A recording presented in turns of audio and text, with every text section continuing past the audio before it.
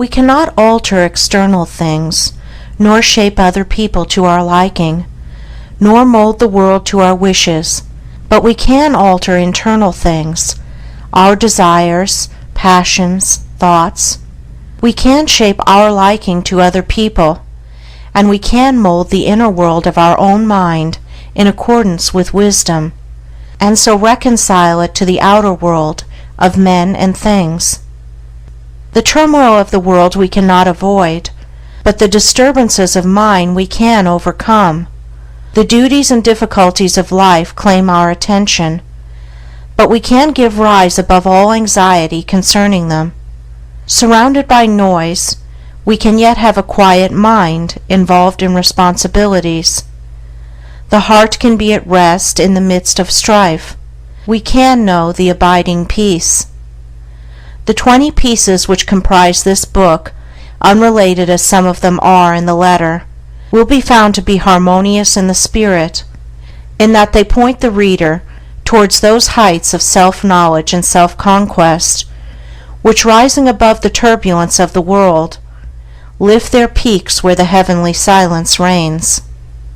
James Allen.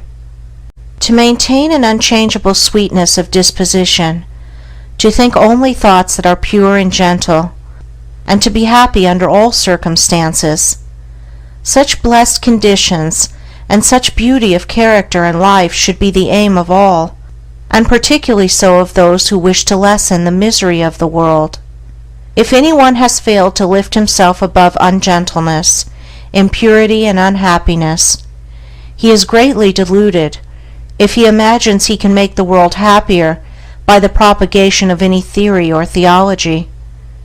He who is daily living in harshness, impurity, or unhappiness is day by day adding to the sum of the world's misery, whereas he who continually lives in goodwill and does not depart from happiness is day by day increasing the sum of the world's happiness, and this independently of any religious beliefs which these may or may not hold. He who has not learned how to be gentle or giving, loving, and happy has learned very little, great though his book learning and profound his acquaintance which the letter of Scripture may be. For it is in the process of becoming gentle, pure, and happy that the deep, real, and enduring lessons of life are learned. Unbroken sweetness of conduct in the face of all outward antagonism is the infallible indication of a self-conquered soul, the witness of wisdom, and the proof of the possession of truth. A sweet and happy soul is the ripened fruit of experience and wisdom, and it sheds abroad the invisible yet powerful aroma of its influence, gladdening the hearts of others and purifying the world. And all who will, and who have not yet commenced, may begin this day, if they will so resolve, to live sweetly and happily, as becomes the dignity of a true manhood or womanhood. Do not say that your surroundings are against you. A man's surroundings are never against him. They are there to aid him, and all those outward occurrences over which you lose sweetness and peace of mind are the very conditions necessary to your development, and it is only by meeting and overcoming them that you can learn and grow and ripen. The fault is in yourself. Pure happiness is the rightful and healthy condition of the soul, and all may possess it if they will live purely and unselfish. Have good will to all that lives, letting unkindness die, and greed and wrath, so that your lives be made like soft airs passing by. Is this too difficult for you? Then unrest and happiness will continue to dwell with you. Your belief and aspiration and resolve are all that are necessary to make it easy, to render it in the near future a thing accomplished, a blessed state realized.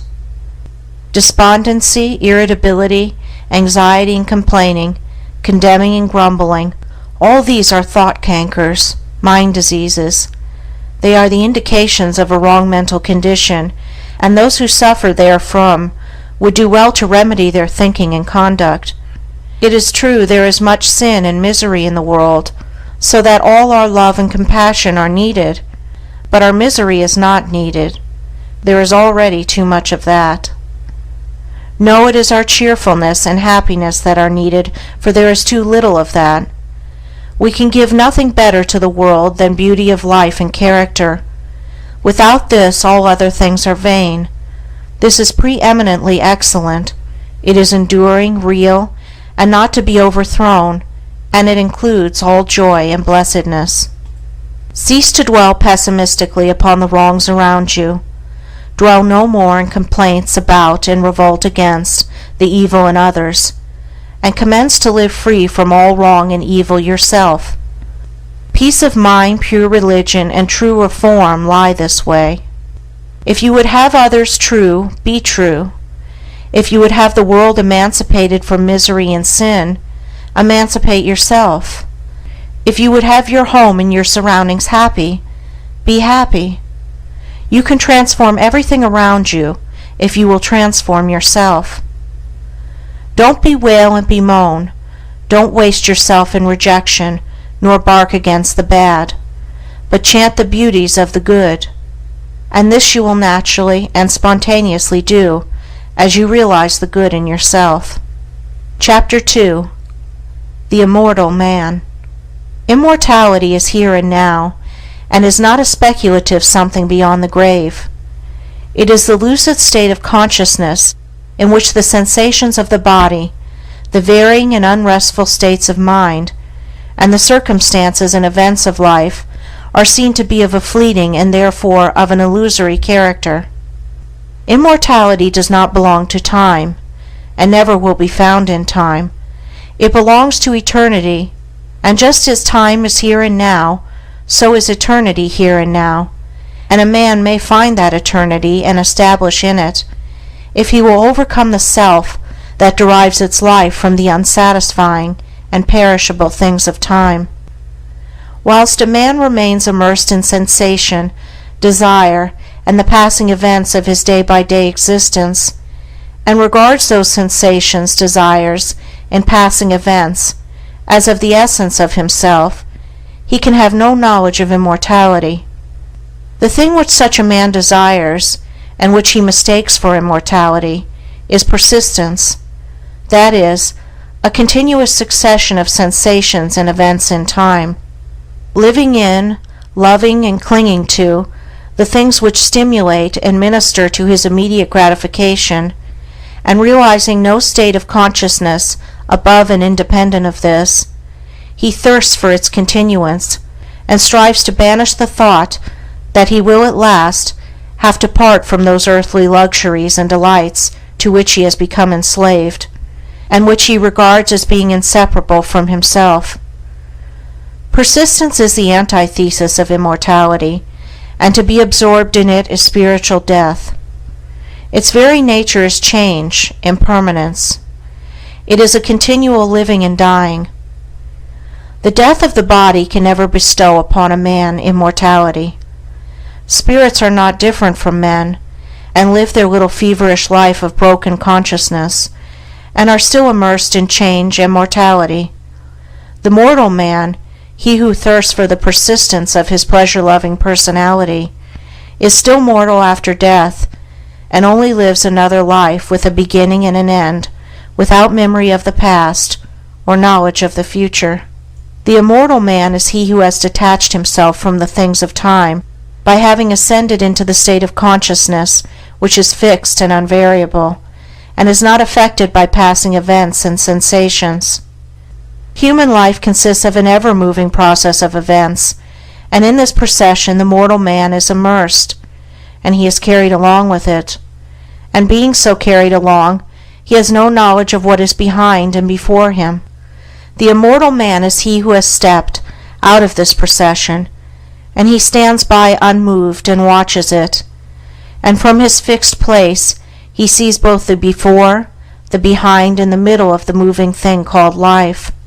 No longer identifying himself with the sensations and fluctuations of the personality, or with the outward changes which make up the life in time, he has become the passionless spectator of his own destiny and of the destinies of the men and nations.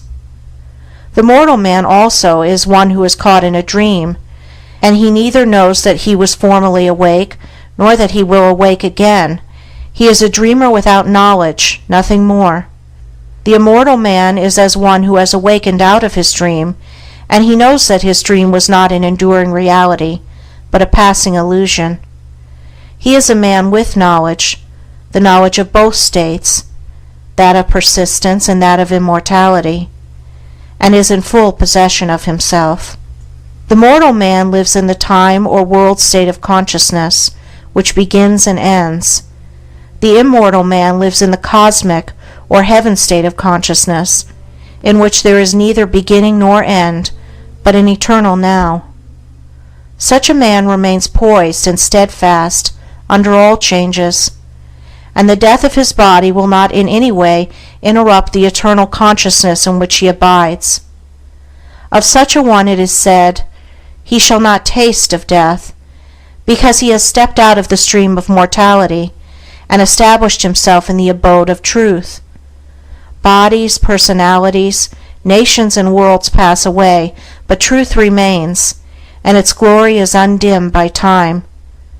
The immortal man, then, is he who has conquered himself, who no longer identifies with the self-seeking forces of the personality, but who has trained himself to direct those forces with the hand of a master, and so has brought them into harmony with the causal energy and the source of all things.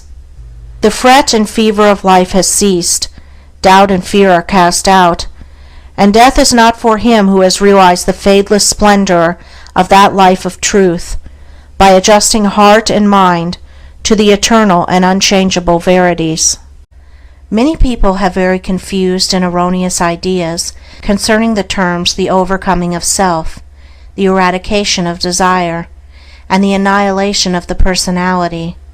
Some, particularly the intellectual who are prone to theories, regard it as a metaphysical theory altogether apart from life and conduct, while others conclude that it is the crushing out of all life, energy and action, and the attempt to idolize stagnation and death. These errors and confusions, arising as they do in the minds of individuals, can only be removed by the individuals themselves, but perhaps it might make their removal a little less difficult for those who are seeking the truth, by presenting the matter in another way. The doctrine of the overcoming or annihilation of self is simplicity itself.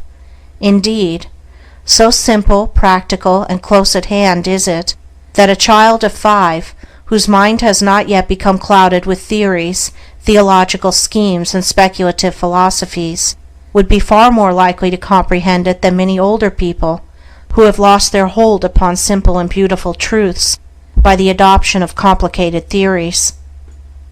The annihilation of self consists in weeding out and destroying all those elements in the soul which lead to division, strife, suffering, disease, and sorrow.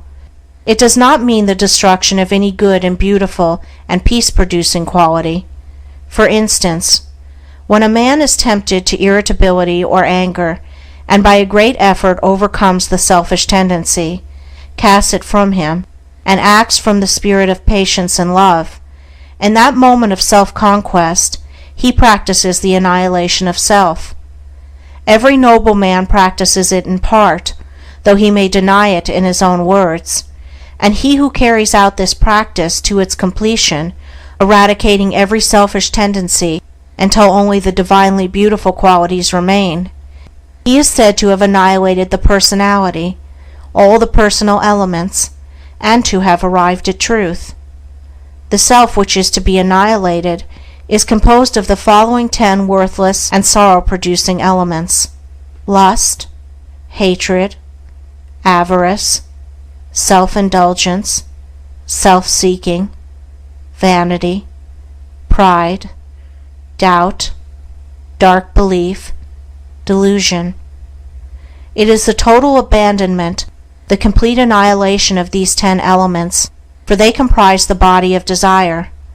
On the other hand, it teaches the cultivation, practice, and preservation of the following 10 divine qualities: purity, patience, humility, self-sacrifice, self-reliance, fearlessness, knowledge, wisdom, compassion, love. These comprise the body of truth, and to live entirely in them is to be a doer and knower of the truth, is to be an embodiment of truth. The combination of the 10 elements is called self, or the personality. The combination of the 10 qualities produces what is called truth, the impersonal, the abiding, real, and immortal man. It will thus be seen that it is not the destruction of any noble, true, and enduring quality that is taught, but only the destruction of those things that are ignoble, false, and evanescent. Neither is this overcoming of self the deprivation of gladness, happiness, and joy, but rather it is the constant possession of these things by living in the joy-begetting qualities. It is the abandonment of the lust for enjoyment, but not of enjoyment itself, the destruction of the thirst for pleasure, but not of pleasure itself, the annihilation of the selfish longing for love and power and possessions themselves. It is the preservation of all those things which draw and bind men together in unity and concord, and far from idolizing stagnation and death, urges men to the practice of those qualities which lead to the highest, noblest, and most effective and enduring action. He whose actions proceed from some or all of the 10 elements wastes his energies upon negations, and does not preserve his soul. But he whose actions proceed from some or all of the 10 qualities, he truly and wisely acts, and so preserves his soul. He who lives largely in the 10 earthly elements, and who is blind and deaf to the spiritual viridities, will find no attraction in the doctrine of self-surrender, for it will appear to him as the complete extinction of his being. But he who is endeavoring to live in the 10 heavenly qualities will see the glory and beauty of the doctrine, and will know it as the foundation of life eternal. He will also see that when men apprehend and practice it, industry, commerce, government, and every worldly activity will be purified, and action, purpose, and intelligence, instead of being destroyed, will be intensified and enlarged, but free from strife and pain. The soul, in its journey towards perfection, passes through 3 distinct stages. The first is the animal stage, in which the man is content to live in the gratification of his senses, unawakened to the knowledge of sin or of his divine inheritance, and altogether unconscious of the spiritual possibilities within himself. The second is the dual stage, in which the mind is continually oscillating between its animal and divine tendencies, having become awakened to the consciousness of both. It is during this stage that temptation plays its part in the progress of the soul. It is a stage of continual fighting, of falling and rising, of sinning and repenting, for the man, still loving and reluctant to leave the gratifications in which he has so long lived, yet also aspires to the purity and excellence of the spiritual state, and he is continually mortified by an undecided choice. Urged on by the divine life within him, this stage becomes at last one of deep anguish and suffering, and then the soul is ushered into the third stage, that of knowledge, in which the man rises above both sin and temptation, and enters into peace. Temptation, like contentment in sin, is not a lasting condition, as the majority of people suppose. It is a passing phase, an experience through which the soul must pass, but as to whether a man will pass through that condition in this present life, and realize holiness and heavenly rest here and now, will depend entirely upon the strength of his intellectual and spiritual exertions, and upon the intensity and ardor with which he searches for truth. Temptation, with all its attendant torments, can be overcome here and now, but it can only be overcome by knowledge. It is a condition of darkness, or of semi-darkness. The fully enlightened soul is proof against all temptation. When a man fully understands the source, nature, and meaning of temptation, in that hour he will conquer it, and will rest from his long travel. But whilst he remains in ignorance, attention to religious observances, and much praying and reading of Scripture will fail to bring him peace. If a man goes out to conquer an enemy, knowing nothing of his enemy's strength, tactics, or place of ambush, he will not only ignominiously fall, but will speedily fall into the hands of an enemy. He who would overcome his enemy, the tempter, must discover his stronghold and place of concealment, and must also find out the unguarded gates in his own fortress where his enemy effects so easily an entrance. This necessitates continual meditation, ceaseless watchfulness, and constant and rigid introspection, which lays bare, before the spiritual eyes of the tempted one, the vain and selfish motives of his soul. This is the holy warfare of the saints. It is the fight upon which every soul enters when it awakens out of its long sleep of animal indulgence.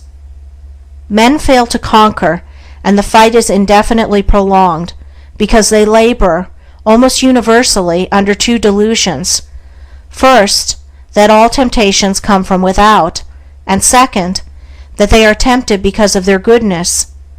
Whilst a man is held in bondage by these two delusions, he will make no progress. When he has shaken them off, he will pass on rapidly from victory to victory, and will taste of spiritual joy and rest. Two searching truths must take the place of these two delusions, and those truths are, first, that all temptation comes from within, and second, that a man is tempted because of the evil that is within him. The idea that God, a devil, evil spirits, or outward objects are the source of temptation must be dispelled. The source and cause of all temptation is in the inward desire.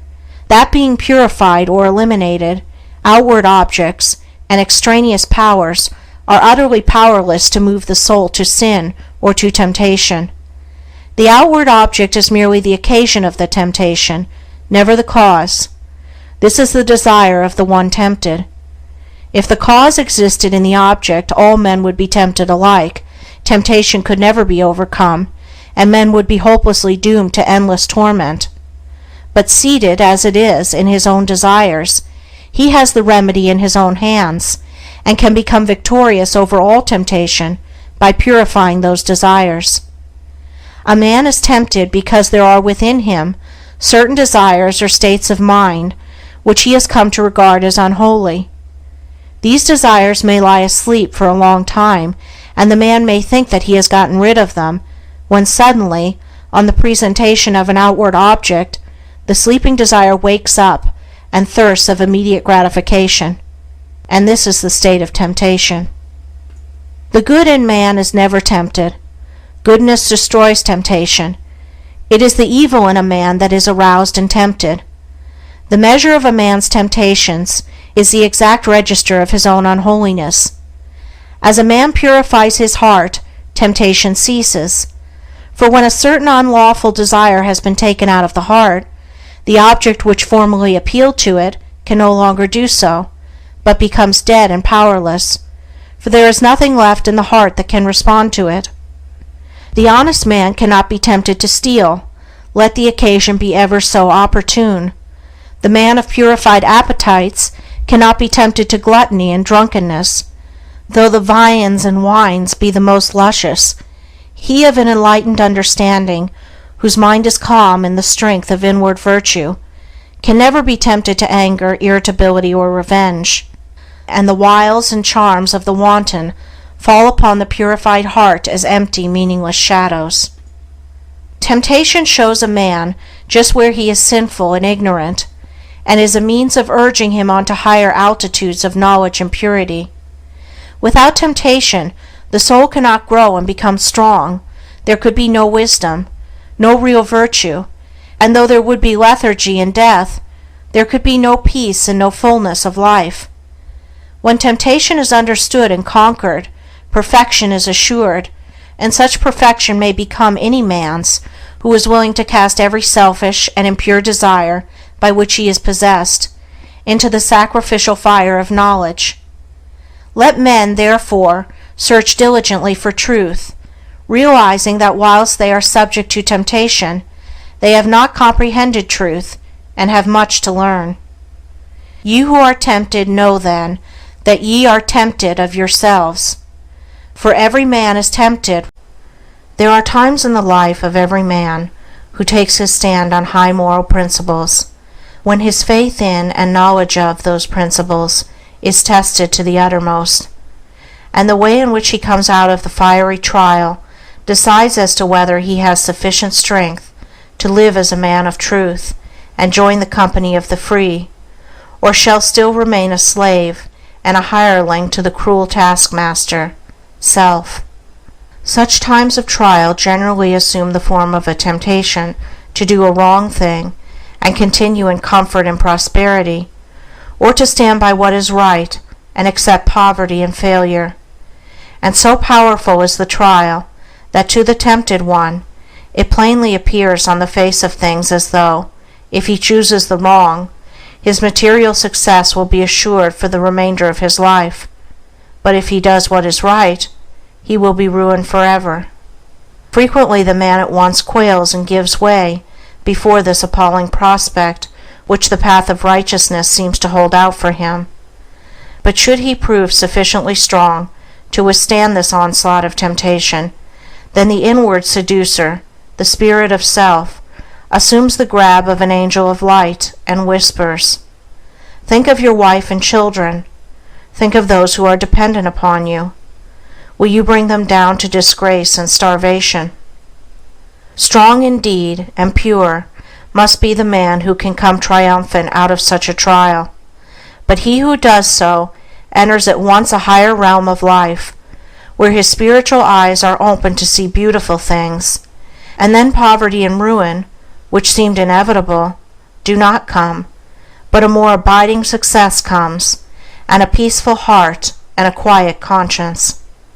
But he who fails does not obtain the promised prosperity, and his heart is restless and his conscience troubled.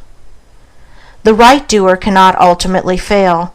The wrongdoer cannot ultimately succeed. For such is the law which moves to righteousness, which none at last can turn aside or stray. And it is because justice is at the heart of things, because the great law is good, that the man of integrity is superior to fear and failure and poverty and shame and disgrace. As the poet further says of this law, "The heart of its love, the end of it, is peace and consummation, sweet obey." The man who, fearing the loss of present pleasures or material comforts, denies the truth within him, can be injured and robbed and degraded and trampled upon, because he first injured, robbed, and degraded, and trampled upon his own nobler self. But the man of steadfast virtue, of unblemished integrity, cannot be subject to such conditions, because he has denied the craven self within him, and has taken refuge in truth. It is not the scourge and the chains which make a man a slave, but the fact that he is a slave. Slander, accusation, and malice cannot affect the righteous man, nor call from him any bitter response, nor does he need to go about to defend himself and prove his innocence. His innocence and integrity alone are a sufficient answer to all that hatred may attempt against him. Nor can he ever be subdued by the forces of darkness, having subdued all those forces within himself. But he turns all evil things to good account. Out of darkness he brings light, out of hatred love, out of dishonor honor, and slanders, envies, and misrepresentations only serve to make more bright the jewel of truth within him, and to glorify his high and holy destiny. Let the man of integrity rejoice, and be glad when he is severely tried. Let him be thankful that he has been given an opportunity of proving his loyalty to the noble principles which he has espoused. And let him think, now is the hour of holy opportunity. Now is the day of triumph for truth. Though I lose the whole world, I will not desert the right. So thinking, he will return good for evil, and will think compassionately of the wrongdoer. The slanderer, the backbiter, and the wrongdoer may seem to succeed for a time, but the law of justice prevails. The man of integrity may seem to fail for a time, but he is invincible, and in none of the worlds, visible or invisible, can there be forged a weapon that shall prevail against him. There is one quality which is preeminently necessary to spiritual development, the quality of discrimination. A man's spiritual progress will be painfully slow and uncertain until there opens with him the eye of discrimination, for without this testing, proving, searching quality, he will but grope in the dark, will be unable to distinguish the real from the unreal, the shadow from the substance, and will so confuse the false with the true as to mistake the inward promptings of his animal nature for those of the spirit of truth. A blind man, left in a strange place, may go grope his way in the darkness, but not without much confusion and many painful falls and bruisings. Without discrimination, a man is mentally blind, and his life is a painful groping in darkness, a confusion in which vice and virtue are indistinguishable one from the other, where facts are confounded with truths, opinions with principles, and where ideas, events, men, and things appear to be out of all relation to each other. A man's mind and life should be free from confusion. He should be prepared to meet every mental, material, and spiritual difficulty, and should not be inextricably caught, as many are, in the meshes of doubt, indecision, and uncertainty when troubles and so-called misfortunes come along. He should be fortified against every emergency that can come against him.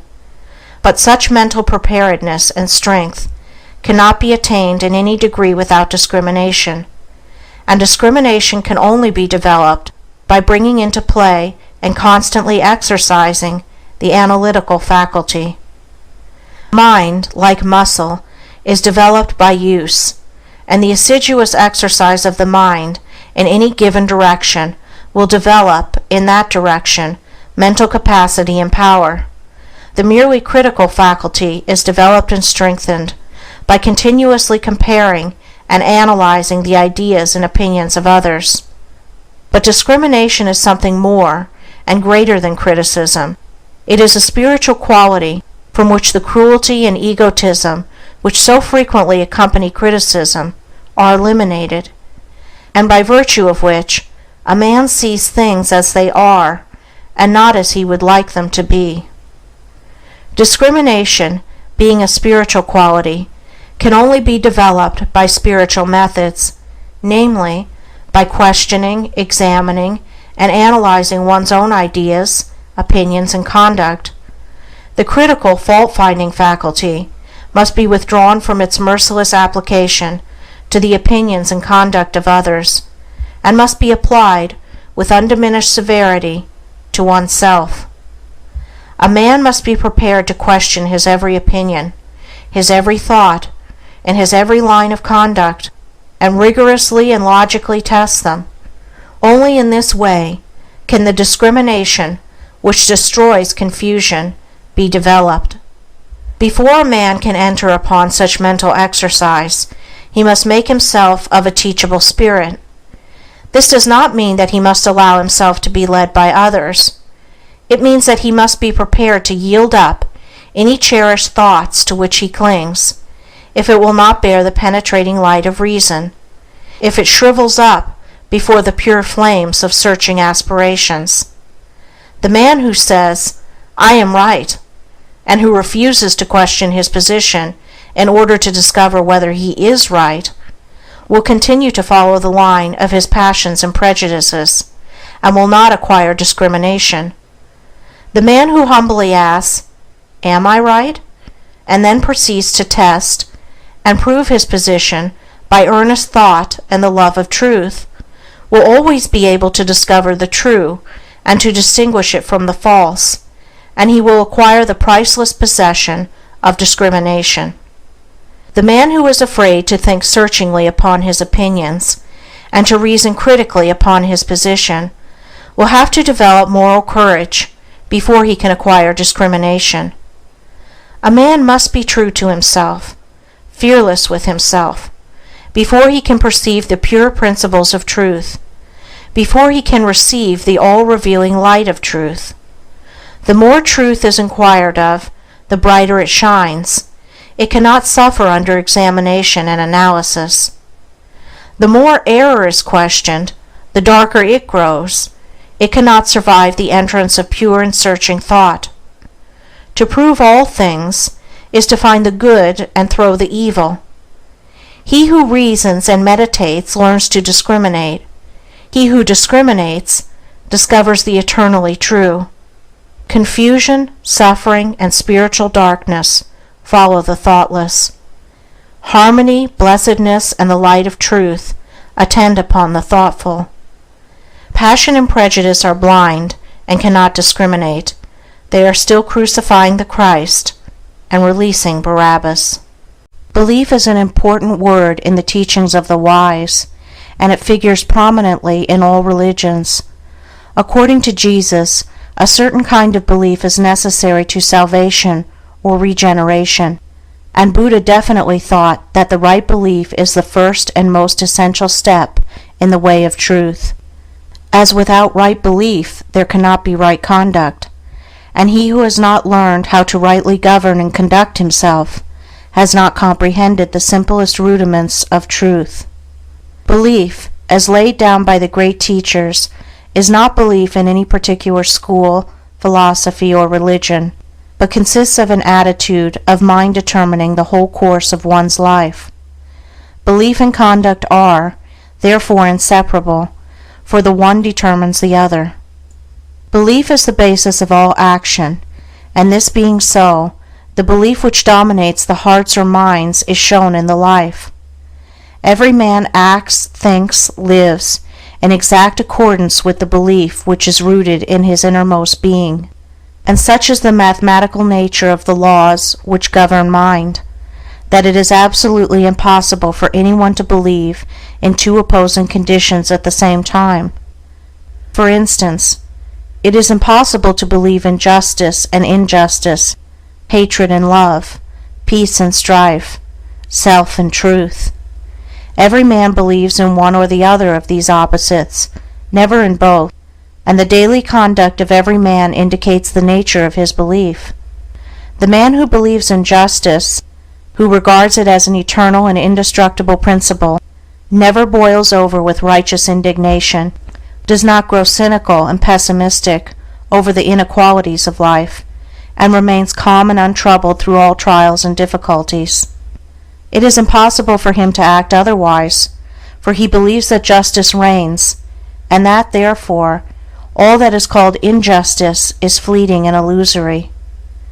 The man who is continually getting enraged over the injustice of his fellow man, who talks about himself being badly treated, or who mourns the lack of justice in the world around him, shows by his conduct, his attitude of mind, that he believes in injustice.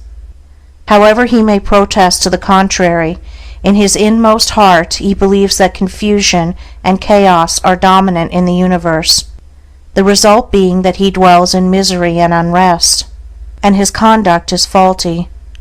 Again, he who believes in love, in its stability and power, practices it under all circumstances, never deviates from it, and bestows it alike upon enemies as upon friends.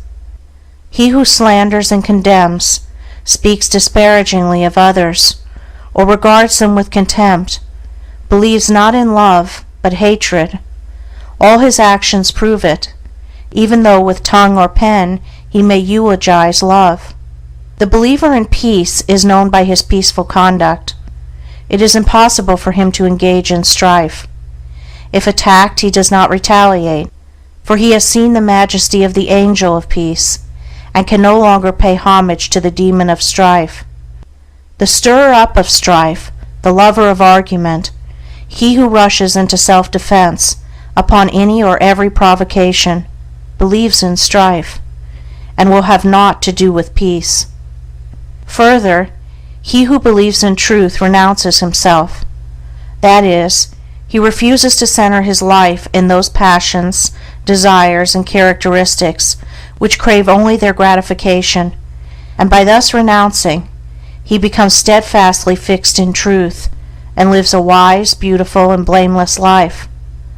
The believer in self is known by his daily indulgences, gratifications, and vanities, and by the disappointments, sorrows, and mortifications which he continually suffers. The believer in truth does not suffer, for he has given up that self which is the cause of such suffering. It will be seen by the foregoing that every man believes either in permanent and eternal principles directing human life towards law and harmony, or in the negation of those principles, with the resultant chaos in human affairs and in his own life. Belief in the divine principles of justice, compassion, love, constitutes the right belief laid down by Buddha as being the basis of right conduct, and also the belief unto salvation as emphasized in the Christian scriptures, for he who so believes cannot do otherwise than build his whole life upon these principles, and so purifies his heart and perfects his life. Belief in the negation of this divine principle constitutes what is called, in all religions, unbelief, and this unbelief is manifested as a sinful, troubled, and imperfect life. Where there is right belief, there is a blameless and perfect life. Where there is false belief, there is sin, there is sorrow, the mind and life are improperly governed, and there is affliction and unrest. By their fruits ye shall know them. There is much to talk about, belief in Jesus, but what does belief in Jesus mean? It means belief in his words, in the principles he enunciated and lived, in his commandments, and in his exemplary life of perfection. He who declares belief in Jesus, and yet is all the time living in his lusts and indulgences, or in the spirit of hatred and condemnation, is self-deceived. He believes not in Jesus. He believes in his own animal self. As a faithful servant delights in carrying out the commands of his master, so he who believes in Jesus carries out his commandments, and so is saved from sin. The supreme test of belief in Jesus is this: do I keep his commandments? And this test is applied by St. John himself in the following words: He is that saint, I know him, Jesus, and keepeth not his commandments, is a liar, and the truth is not in him. But whose keepeth his word, in him verily is the word of God perfected. It will be found after a rigid and impartial analysis that belief lies at the root of all human conduct.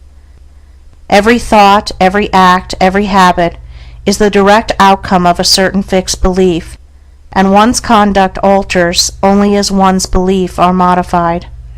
What we cling to in that we believe, we practice in that we believe. When our belief in a thing ceases, we can no longer cling to or practice it. It falls away from us as a garment outworn. Men cling to their lusts and lies and vanities because they believe in them, believe there is gain and happiness in them. When they transfer their belief to the divine qualities of purity and humility, those sins trouble them no more. Men are saved from error by belief in the supremacy of truth. They are saved from sin by belief in holiness or perfection. They are saved from evil by belief in good, for every belief is manifested in the life. It is not necessary to inquire as to a man's theological belief, for that is of little or no account. For what can it avail a man to believe that Jesus died for him, or that Jesus is God, or that he is justified by faith, if he continues to live in his lower sinful nature? All that is necessary to ask is this: how does a man live? How does he conduct himself under trying circumstances? The answer to these questions will show whether a man believes in the power of evil or in the power of good. He who believes in the power of good lives a good spiritual or godly life, for goodness is God, yea, verily is God himself, and he will soon leave behind him all sins and sorrows, who believes, with steadfast and unwavering faith, in the supreme good. It has been said that a man's whole life and character is the outcome of his belief, and also that his belief has nothing whatever to do with his life. Both statements are true. The confusion and contradiction of these two statements are only apparent, and are quickly dispelled when it is remembered that there are two entirely distinct kinds of beliefs, namely, head belief and heart belief. Head, or intellectual belief, is not fundamental and causative, but it is superficial and consequent, and that it has no power in the molding of a man's character, the most superficial observer may easily see. Take, for instance, half a dozen men from any creed. They not only hold the same theological belief, but confess the same articles of faith in every particular, and yet their characters are vastly different. One will be just as noble as another is ignoble. One will be mild and gentle, another coarse and irascible. One will be honest, another dishonest.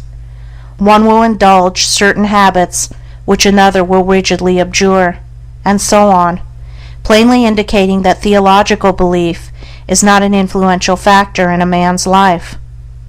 A man's theological belief is merely his intellectual opinion or view of the universe.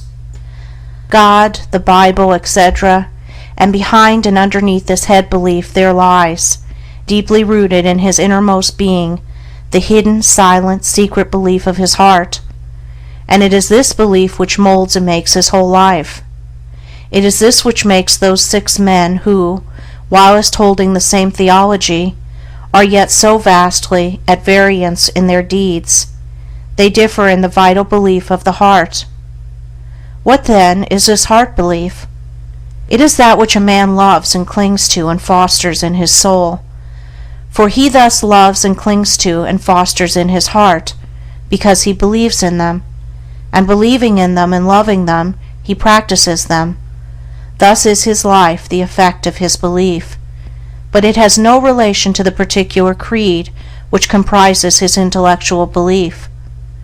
One man clings to impure and immoral things because he believes in them.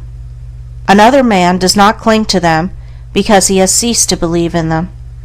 A man cannot cling to anything unless he believes in it. Belief always precedes action. Therefore a man's deeds in life are the fruits of his belief. The priest and the Levite who passed by the injured and helpless man held no doubt very strongly to the theological doctrines of their fathers. That was their intellectual belief, but in their hearts they did not believe in mercy, and so lived and acted accordingly. The Good Samaritan may or may not have had any theological beliefs, nor was it necessary that he should have, but in his heart he believed in mercy, and acted accordingly. Strictly speaking, there are only 2 beliefs which vitally affect the life, and they are belief in good and belief in evil. He who believes in all those things that are good will love them and live in them. He who believes in those things that are impure and selfish will love them and cling to them. The tree is known by its fruits. A man's beliefs about God, Jesus, and the Bible are one thing. His life, as bound up in his actions, is another. Therefore a man's theological belief is of no consequence. But the thoughts which he harbors, his attitude of mind towards others, and his actions, these, and these only, determine and demonstrate whether the belief of a man's heart is fixed in the false or true. As the fruit to the tree and the water to the spring, so is action to thought. It does not come into manifestation suddenly and without a cause. It is the result of a long and silent growth, the end of a hidden process which has long been gathering force. The fruit of the tree and the water gushing from the rock are both the effect of a combination of natural processes in air and earth, which have long worked together in secret to produce the phenomenon, and the beautiful acts of enlightenment and the dark deeds of sin are both the ripened effects of trains of thought which have been harbored in the mind. The sudden falling, when greatly tempted, into some grievous sin by one who was believed, and who probably believed himself, to stand firm, is seen neither to be a sudden nor a causeless thing when the hidden processes of thought which led up to it are revealed. The falling was merely the end, the outworking, the finished result of what commenced in the mind probably years before. The man had allowed a wrong thought to enter his mind, and a second and a third time he had welcomed it, and allowed it to nestle in his heart. Gradually he became accustomed to it, and cherished and fondled and tended it, and so it grew, until at last it attained such strength and force that it attracted to itself the opportunity which enabled it to burst forth and ripen into act. As falls the stately building whose foundations have been gradually undermined by the action of water, so at last falls the strong man, who allows corrupt thoughts to creep into his mind and secretly undermine his character. When it is seen that all sin and temptation are the natural outcome of the thoughts of the individual, the way to overcome sin and temptation becomes plain, and its achievement a near possibility, and sooner or later a certain reality. For if a man will admit, cherish, and brood upon thoughts that are pure and good, those thoughts, just as surely as the impure, will grow and gather force, and will at last attract to themselves the opportunities which will enable them to ripen into act. There is nothing hidden that shall not be revealed, and every thought that is harbored in the mind must, by virtue of the impelling force which is inherent in the universe, at last blossom into act good or bad according to its nature. The divine teacher and the sensualist are both the product of their own thoughts, and have become what they are as the result of the seeds of thought which they have implanted, are allowed to fall into the garden of the heart, and have afterwards watered, tended, and cultivated. Let no man think he can overcome sin and temptation by wrestling with opportunity.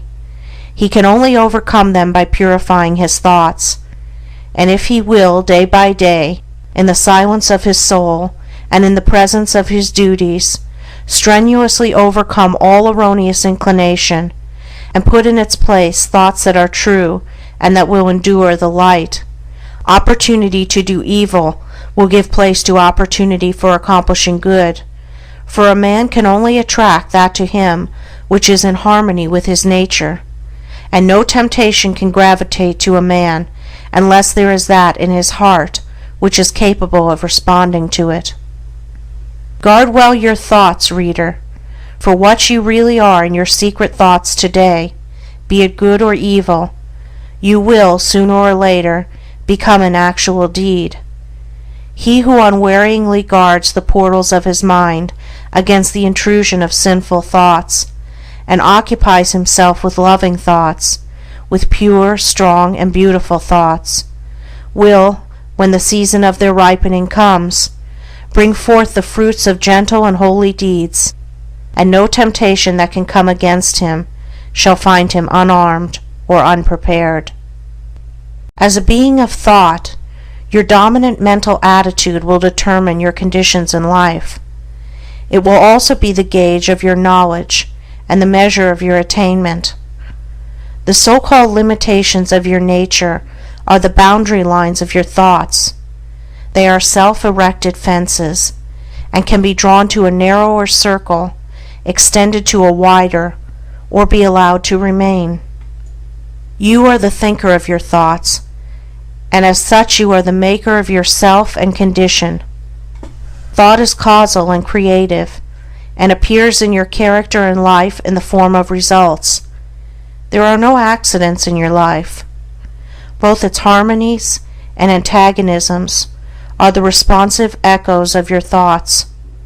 A man thinks, and his life appears. If your dominant mental attitude is peaceable and lovable, bliss and blessedness will follow you. If it be resistant and hateful, Trouble and distress will cloud your pathway. Out of ill will come grief and disaster. Out of good will, healing and reparation. You imagine your circumstances as being separate from yourself, but they are intimately related to your thought world. Nothing appears without an adequate cause. Everything that happens is just. Nothing is fated. Everything is formed. As you think, you travel. As you love, you attract. You are today where your thoughts have brought you. You will be tomorrow where your thoughts take you. You cannot escape the result of your thoughts, but you can endure and learn, can accept and be glad.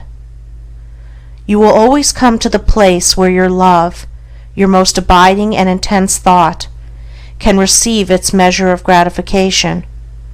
If your love be base, you will come to a base place. If it be beautiful, you will come to a beautiful place. You can alter your thoughts, and so alter your condition. Strive to perceive the vastness and grandeur of your responsibility. You are powerful, not powerless. You are as powerful to obey as you are to disobey, as strong to be pure as to be impure, as ready for wisdom as for ignorance. You can learn what you will, can remain as ignorant as you choose. If you love knowledge, you will obtain it. If you love wisdom, you will secure it. If you love purity, you will realize it. All things await your acceptance, and you choose by the thoughts which you will entertain. A man remains ignorant because he loves ignorance, and chooses ignorant thoughts. A man becomes wise because he loves wisdom and chooses wise thoughts. No man is hindered by another. He is only hindered by himself. No man suffers because of another. He suffers only because of himself. By the noble gateway of pure thought, you can enter into the highest heaven. By the ignoble doorway of impure thought, you can descend into the lowest hell. Your mental attitude towards others will faithfully react upon yourself, and will manifest itself in every relation of your life. Every impure and selfish thought that you send out comes back to you in your circumstances in some form of suffering. Every pure and unselfish thought returns to you in some form of blessedness. Your circumstances are effects of which the cause is inward and invisible. As the father-mother of your thoughts, you are the maker of your state and condition. When you know yourself, you will perceive that every event in your life is weighed in the faultless balance of equity. When you understand the law within your mind, you will cease to regard yourself as the impotent and blind tool of circumstances, and will become the strong and seeing master. Go into the fields and country lanes in the springtime, and you will see farmers and gardeners busy sowing seeds in the newly prepared soil. If you were to ask any one of those gardeners or farmers what kind of produce he expected from the seed he was sowing, he would doubtless regard you as foolish, and would tell you that he does not expect at all, that it is a matter of common knowledge that his produce will be of the kind which he is sowing, and that he is sowing wheat or barley or turnips, as the case may be, in order to reproduce that particular kind. Every fact and process in nature contains a moral lesson for the wise man.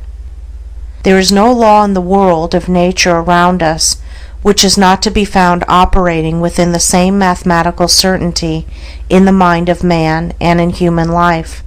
All of the parables of Jesus are illustrative of this truth, and are drawn from the simple facts of nature. There is a process of seed sowing in the mind and life of a spiritual sowing, which leads to a harvest according to the kind of seed sown. Thoughts, words, and acts are seeds sown, and by the inviolable law of things, they produce after their kind. A man who thinks hateful thoughts brings hatred upon himself. The man who thinks loving thoughts is loved. The man whose thoughts, words, and acts are sincere is surrounded by sincere friends. The insincere man is surrounded by insincere friends. The man who sows wrong thoughts and deeds and prays that God will bless him is in the position of a farmer who, having sown tares, asks God to bring forth for him a harvest of wheat. That which ye sow ye reap. See yonder fields. The sesamum was sesamum, the corn was corn, the silence and the darkness knew. So is a man's fate born. He cometh reaper of the things he sowed. He who would be blessed, let him scatter blessings. He who would be happy, let him consider the happiness of others. Then there is another side to this seed sowing. The farmer must scatter all his seed upon the land, and then leave it to the elements. Were he to covetously hoard his seed, he would lose both it and his produce, for his seed would perish. It perishes when he sows it, but in perishing it brings forth a great abundance. So in life, we get by giving, we grow rich by scattering. The man who says he is in possession of knowledge which he cannot give out because the world is incapable of receiving it, either does not possess such knowledge, or if he does, will soon be deprived of it, if he is not already so deprived. To hoard is to lose. To exclusively retain is to be dispossessed. Even the man who would increase his material wealth must be willing to part with, invest, what little capital he has, and then wait for the increase. So long as he retains his hold on his precious money, he will not only remain poor, but will be growing poorer every day. He will, after all, lose the thing he loves, and will lose it without increase. But if he wisely lets it go, if, like the farmer, he scatters his seeds of gold, then he can faithfully wait for, and reasonably expect, the increase. Men are asking God to give them peace and purity, and righteousness and blessedness, but are not obtaining these things. And why not? Because they are not practicing them, not sowing them. I once heard a preacher pray very earnestly for forgiveness, and shortly afterwards, in the course of his sermon, he called upon his congregation to show no mercy to the enemies of the church. Such self-delusion is pitiful, and men have yet to learn that the way to obtain peace and blessedness is to scatter peaceful and blessed thoughts, words, and deeds. Men believe that they can sow the seeds of strife, impurity, and unbrotherliness, and then gather in a rich harvest of peace, purity, and concord by merely asking for it. What more pathetic sight than to see an irritable and quarrelsome man praying for peace? Men reap that which they sow, and any man can reap all blessedness, now and at once, if he will put aside selfishness, and sow broadcast the seeds of kindness, gentleness, and love. If a man is troubled, perplexed, sorrowful, or unhappy, let him ask, what mental seeds have I been sowing? What seeds am I sowing? What have I done for others? What is my attitude towards others? What seeds of trouble and sorrow and unhappiness have I sown, that I should thus reap these bitter weeds? Let him seek within and find, and having found, let him abandon all the seeds of self, and sow henceforth only the seeds of truth. Let him learn of the farmer the simple truths of wisdom. The little party gods have had their day. The arbitrary gods, creatures of human caprice and ignorance, are falling into disrepute. Men have quarreled over and defended them until they have grown weary of the strife, and now everywhere they are relinquishing and breaking up these helpless idols of their long worship. The god of revenge, hatred, and jealousy who gloats over the downfall of his enemies, the partial God who gratifies all of our narrow and selfish desires, the God who saves only the creatures of his particular special creed, the God of exclusiveness and favoritism. Such were the gods, miscalled by us God, of our soul's infancy, gods base and foolish as ourselves, the fabrications of our selfish self. And we relinquished our petty gods with bitter tears and misgivings, and broke our idols with bleeding hands. But in so doing we did not lose sight of God. Nay, we drew nearer to the great, silent heart of love. Destroying the idols of self, we begin to comprehend somewhat of the power which cannot be destroyed, and entered into a wider knowledge of the God of love, of peace, of joy, the God in whom revenge and partiality cannot exist, the God of light, from whose presence the darkness of fear and doubt and selfishness cannot choose but flee. We have reached one of those epochs in the world's progress which witnesses the passing of the false gods, the gods of human selfishness and human illusion.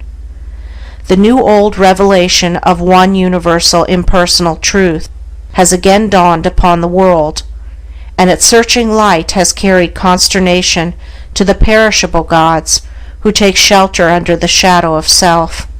Men have lost faith in a God who can be cajoled, who rules arbitrarily and capriciously, subverting the whole order of things to gratify the wishes of his worshippers, and are turning, with a new light in their eyes and a new joy in their hearts, to the God of law. And to him they turn, not for personal happiness and gratification, but for knowledge, for understanding, for wisdom, for liberation from the bondage of self. And thus turning, they do not seek in vain, nor are they sent away empty and discomfited. They find within themselves the reign of law, that every thought, every impulse, every act and word brings about a result in exact accordance with its own nature, that thoughts of love bring about beautiful and blissful conditions, that hateful thoughts bring about distorted and painful conditions, that thoughts and acts, good and evil, are weighed in the faultless balance of the supreme law, and receive their equal measure of blessedness on the one hand and misery on the other. And thus finding, they enter a new path, the path of obedience to the law. Entering that path, they no longer accuse, no longer doubt, no longer fret and despond, for they know that God is right, the universal laws are right, the cosmos is right, and that they themselves are wrong, if wrong there is, and that their salvation depends upon themselves, upon their own efforts, upon their personal acceptance of that which is good, and deliberate rejection of that which is evil. No longer merely hearers, they become doers of the word, and they acquire knowledge, they receive understanding, they grow in wisdom, and they enter into the glorious life of liberation from the bondage of self. The law of the Lord is perfect, enlightening the eyes. Imperfection lies in man's ignorance, in man's blind folly. Perfection, which is knowledge of the perfect law, is ready for all who earnestly seek it. It belongs to the order of things. It is yours and mine now, if we will only put self-seeking on one side, and adopt the life of self-obliteration.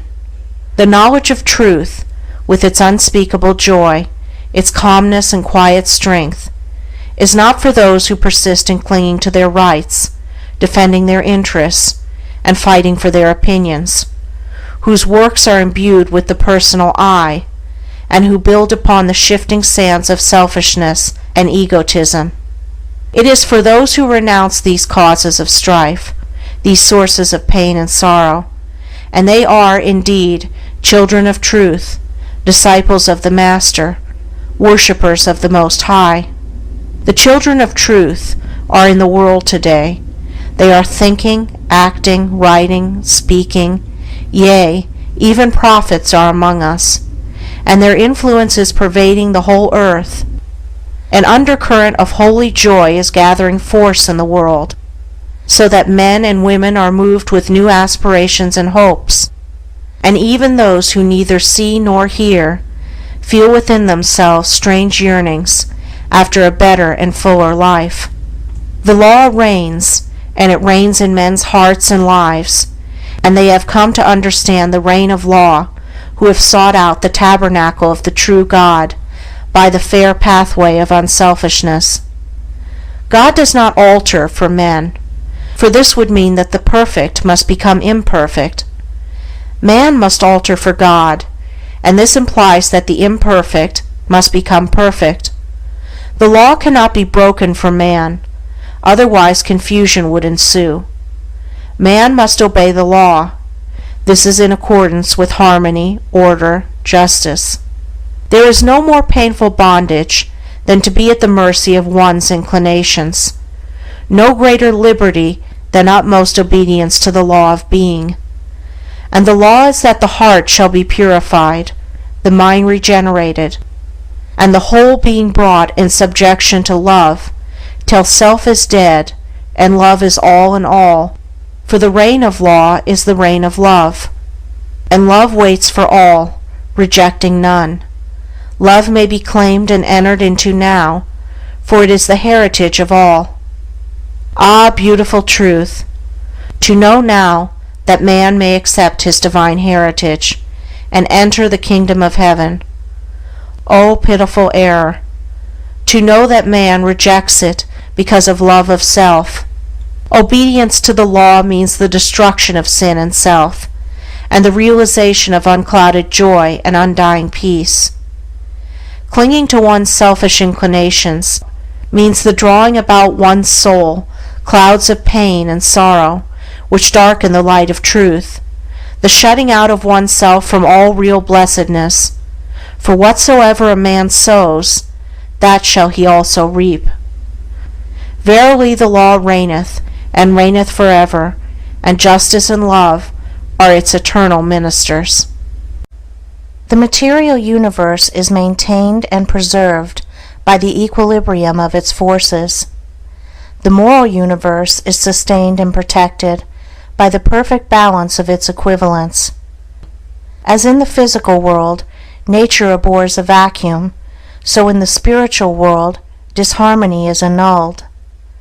Underlying the disturbances and destructions of nature, and behind the mutability of its forms, there abides the eternal and perfect mathematical symmetry, and at the heart of life, behind all its pain, uncertainty, and unrest, there abide the eternal harmony, the unbroken peace, and inviolable justice. Is there, then, no injustice in the universe? There is injustice, and there is not. It depends upon the kind of life and the state of consciousness from which a man looks out upon the world and judges. The man who lives in his passions sees injustice everywhere. The man who has overcome his passions sees the operations of justice in every department of human life. Injustice is the confused, feverish dream of passion, real enough to those who are dreaming it. Justice is the permanent reality in life, gloriously visible to those who have wakened out of the painful nightmare of self. The divine order cannot be perceived until passion and self are transcended. The faultless justice cannot be apprehended until all sense of injury and wrong is consumed in the pure flames of all-embracing love. The man who thinks, I have been slighted, I have been injured, I have been insulted, I have been treated unjustly, cannot know what justice is. Blinded by self, he cannot perceive the pure principles of truth, and brooding upon his wrongs, he lives in continual misery. In the region of passion, there is a ceaseless conflict of forces, causing suffering to all who are involved in them. There is action and reaction, deed and consequence, cause and effect, and within and above all is the divine justice, regulating the play of forces with the utmost mathematical accuracy, balancing cause and effect with the finest precision. But this justice is not perceived, cannot be perceived, by those who are engaged in the conflict. Before this can be done, the fierce warfare of passion must be left behind. The world of passion is the abode of schisms, quarrelings, wars, lawsuits, accusations, condemnations, impurities, weaknesses, follies, hatreds, revenges, and resentments. How can a man perceive justice or understand truth who is even partly involved in the fierce play of its blinding elements? As well expect a man caught in the flames of a burning building to sit down and reason out the cause of the fire. In this realm of passion, men see injustice in the actions of others, because seeing only immediate appearances, they regard every act as standing by itself, undetached from cause and consequence. Having no knowledge of cause and effect in the moral sphere, men do not see the exacting and balancing process which is momentarily proceeding, nor do they ever regard their own actions as unjust, but only the actions of others. A boy beats a defenseless animal, then a man beats the defenseless boy for his cruelty, then a stronger man attacks the man for his cruelty to the boy. Each believes the other to be unjust and cruel, and himself to be just and humane. And doubtless most of all would the boy justify his conduct toward the animal as altogether necessary. Thus does ignorance keep alive hatred and strife. Thus do men blindly inflict suffering upon themselves, living in passion and resentment, and not finding the true way in life. Hatred is met with hatred, passion with passion, strife with strife. The man who kills is himself killed. The thief who lives by depriving others is himself deprived. The beast that preys on others is hunted and killed. The accuser is accused. The condemner is condemned. The denouncer is persecuted. By this the slayer's knife doth stab himself. The unjust judge has lost his own defender. The false tongue dooms its lie, the creeping thief and spoiler robbed to render. Such is the law. Passion also has its active and passive sides. Fool and fraud, oppressor and slave, aggressor and retaliator, the charlatan and the superstitious, complement each other, and come together by the operation of the law of justice. Men unconsciously cooperate in the mutual production of affliction. The blind lead the blind, and both fall together into the ditch.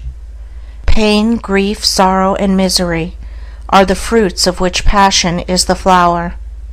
Where the passion-bound soul sees only injustice, the good man, who has conquered passion, sees cause and effect, sees the supreme justice. It is impossible for such a man to regard himself as treated unjustly, because he has ceased to see injustice. He knows that no one can injure or cheat him, having ceased to injure or cheat himself. However passionately or ignorantly men may act towards him, it cannot possibly cause him any pain, for he knows that whatever comes to him, it may be abuse and persecution, can only come as the effect of what he himself has formerly sent out. He therefore regards all things as good, rejoices in all things, loves his enemies and blesses them that curse him, regarding them as the blind but beneficent instruments by which he is enabled to pay his moral debts to the great law. The good man, having put away all resentment, retaliation, self-seeking, and egotism, has arrived at a state of equilibrium, and has thereby become identified with the eternal and universal equilibrium. Having lifted himself above the blind forces of passion, he understands those forces, contemplates them with a calm, penetrating insight, like the solitary dweller upon a mountain, who looks down upon the conflict of the storms beneath his feet. For him, injustice has ceased, and he sees ignorance and suffering on the one hand, and enlightenment and bliss on the other. He sees that not only do the fool and the slave need his sympathy, but that the fraud and the oppressor are equally in need of it, and so his compassion is extended towards all. The supreme justice and the supreme love are one.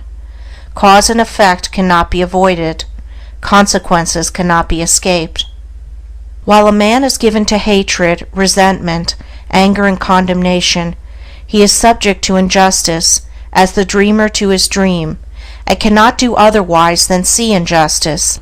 But he who has overcome those fiery and binding elements knows that unerring justice presides over all, and in reality there is no such thing as injustice in the whole of the universe. We have heard it said that reason is a blind guide, and that it draws men away from truth rather than leads them to it.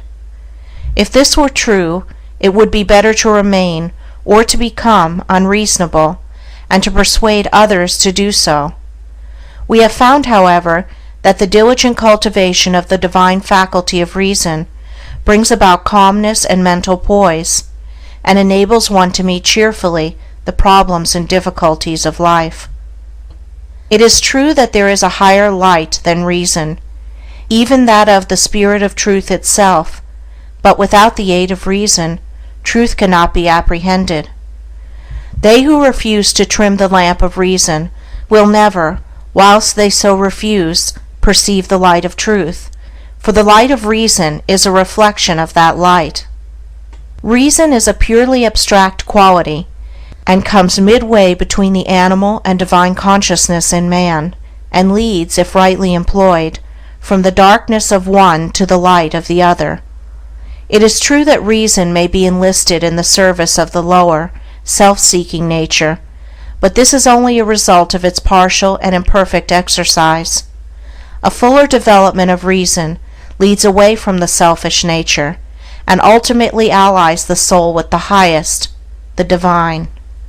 That spiritual Percival, who, searching for the holy grail of the perfect life, is again and again left alone, and wearying in a land of sand and thorns, is not so stranded because he has followed reason, but because he is still clinging to, and is reluctant to leave, some remnants of his lower nature. He who will use the light of reason as a torch to search for truth will not be left at last in comfortless darkness. Come now, and let us reason together, saith the Lord. Though your sins may be as scarlet, they shall be as white as snow. Many men and women pass through untold sufferings, and at last die in their sins, because they refuse to reason, because they cling to those dark delusions which even a faint glimmer of light of reason would dispel, and all must use their reason freely, fully, and faithfully. Who would exchange the scarlet robe of sin and suffering for the white garment of blamelessness and peace? It is because we have proved and know these truths that we exhort men to tread the middle road, whose course bright beyond reason traces, and soft quiet smooths. For reason leads away from passion and selflessness into the quiet ways of sweet persuasion and gentle forgiveness, and he will never be led astray, nor will he follow blind guides, who faithfully adheres to the apostolic injunction, prove all things, and hold fast that which is good. They therefore who despise the light of reason, despise the light of truth. Large numbers of people are possessed of the strange delusion that reason is somehow intimately connected with the denial of the existence of God. This is probably due to the fact that those who try to prove that there is no God usually profess to take their stand upon reason, while those who try to prove the reverse generally profess to take their stand on faith.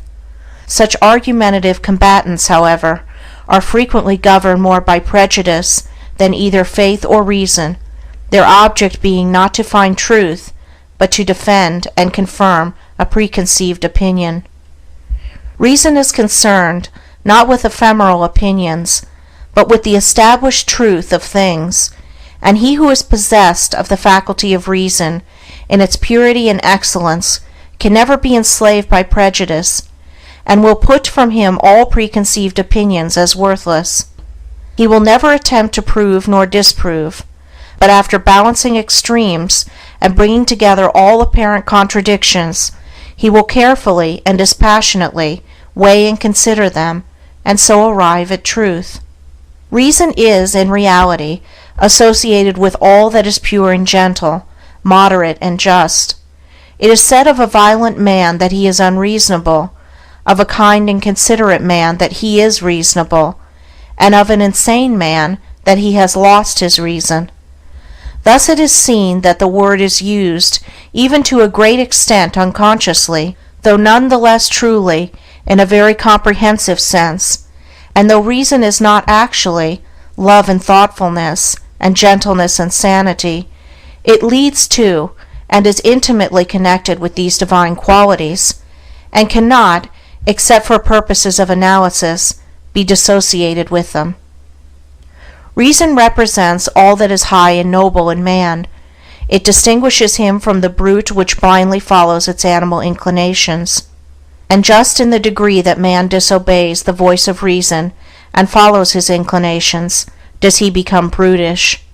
As Milton says, "Reason in man obscured, or not obeyed, immediately inordinate desires and upstart passions catch the government, from reason and to servitude reduce, man till then free." The following definition of reason, from Nuttall's Dictionary, will give you some idea of the comprehensiveness of the word.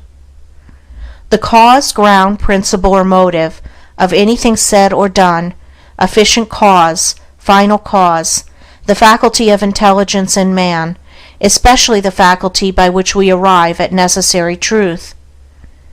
It will thus be seen that reason is a term, the breadth of which is almost sufficient to embrace even truth itself, and Archbishop Trench tells us in his celebrated work on the study of words, that the terms reason and word are indeed so essentially one and the same that the Greek language has one word for them both, so that the Word of God is the reason of God, and one of the renderings of Lao Tzu's Tao is reason, so that in the Chinese translation of our New Testament, St. John's Gospel runs, "In the beginning was the Tao." To the undeveloped and uncharitable mind, all words have narrow applications, but as a man enlarges his sympathies and broadens his intelligence, words become filled with rich meanings and assume comprehensive proportions. Let us therefore cease from foolish quarrelings about words, and like reasonable beings, search for principles and practice those things which make for unity and peace. A man does not live until he begins to discipline himself. He merely exists. Like an animal, he gratifies his desires and pursues his inclinations just where they may lead him. He is happy as a beast is happy, because he is not conscious of what he is depriving himself. He suffers as the beast suffers, because he does not know the way out of suffering. He does not intelligently reflect upon life, and lives in a series of sensations, longings, and confused memories, which are unrelated to any central idea or principle. A man whose inner life is so ungoverned and chaotic must necessarily manifest this confusion in the visible conditions of his outer life in the world, and though for a time, running with the stream of his desires, he may draw to himself a more or less large share of the outer necessities and comforts of life, he never achieves any real success, nor accomplishes any real good, and sooner or later worldly failure and disaster are inevitable, as the direct result of the inward failure to properly adjust and regulate those mental forces which make the outer life. Before a man accomplishes anything of an enduring nature in the world, he must first of all acquire some measure of success in the management of his own mind. This is as mathematical a truism as that 2 and 2 are 4, for out of the heart are the issues of life. If a man cannot govern the forces within himself, he cannot hold a firm hand upon the outer activities which form his visible life. On the other hand, as a man succeeds in governing himself, he rises to higher and higher levels of power and usefulness and success in the world. The only difference between the life of the beast and that of the undisciplined man is that the man has a wider variety of desires and experiences a greater intensity of suffering. It may be said of such a man that he is dead, being truly dead, to self-control, chastity, fortitude, and all of the nobler qualities which constitute life. In the consciousness of such a man, the crucified Christ lies entombed, awaiting that resurrection which shall revivify the mortal sufferer, and wake him up to a knowledge of the realities of his existence. With the practice of self-discipline, a man begins to live, for he then commences to rise above the inward confusion and to adjust his conduct to a steadfast center within himself. He ceases to follow where inclination leads him, reins in the steed of his desires, and lives in accordance with the dictates of reason and wisdom. Hitherto his life has been without purpose or meaning, but now he begins to consciously mold his own destiny. He is clothed in his right mind. In the process of self-discipline, there are 3 stages, namely: 1. Control. 2. Purification. 3. Relinquishment. A man begins to discipline himself by controlling those passions which have hitherto controlled him.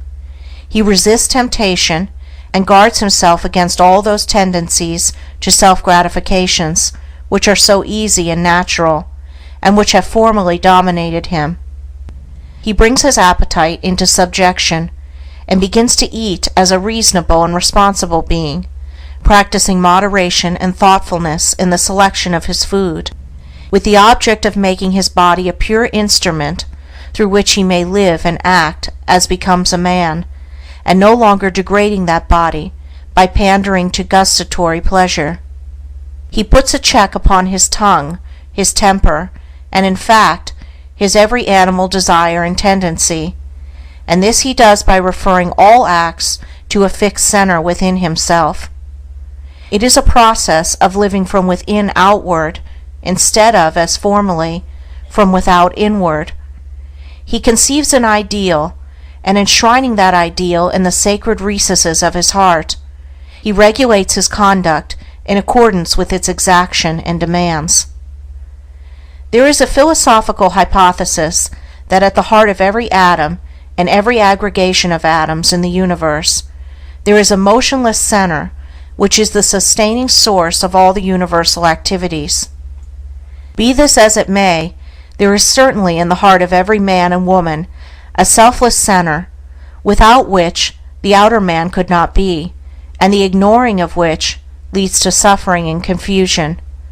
The selfless center which takes the form, in the mind, of an ideal of unselfishness and spotless purity, the attainment of which is desirable, is man's eternal refuge from the storms of passion, and all the conflicting elements of his lower nature. It is the rock of ages, the Christ within, the divine and immortal in all men. As a man practices self-control, he approximates more and more to this inward reality, and is less and less swayed by passion and grief, pleasure and pain, and lives a steadfast and virtuous life, manifesting manly strength and fortitude. The restraining of the passions, however, is merely the initial stage in self-discipline, and is immediately followed by the process of purification. By this a man so purifies himself as to take passion out of the heart and mind altogether, not merely restraining it when it rises within him, but preventing it from rising altogether. By merely restraining his passions, a man can never arrive at peace, can never actualize his ideal. He must purify those passions.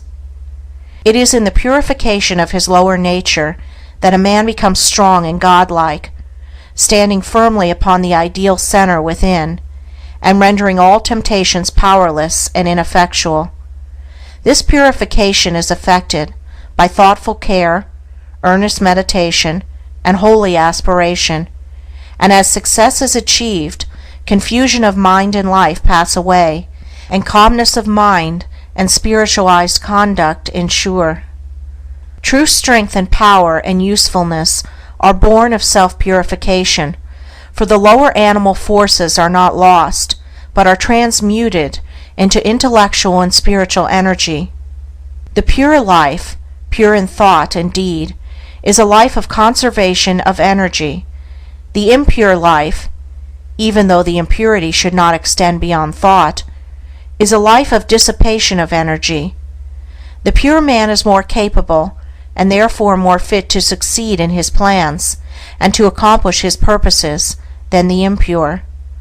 Where the impure man fails, the pure man will step in and be victorious, because he directs his energies with a calmer mind, and a greater definiteness and strength of purpose. With the growth in purity, all the elements which constitute a strong and virtuous manhood are developed in an increasing degree of power, and as man brings his lower nature into subjection and makes his passions do his bidding, just so much will he mold the outer circumstances of his life and influence others for good.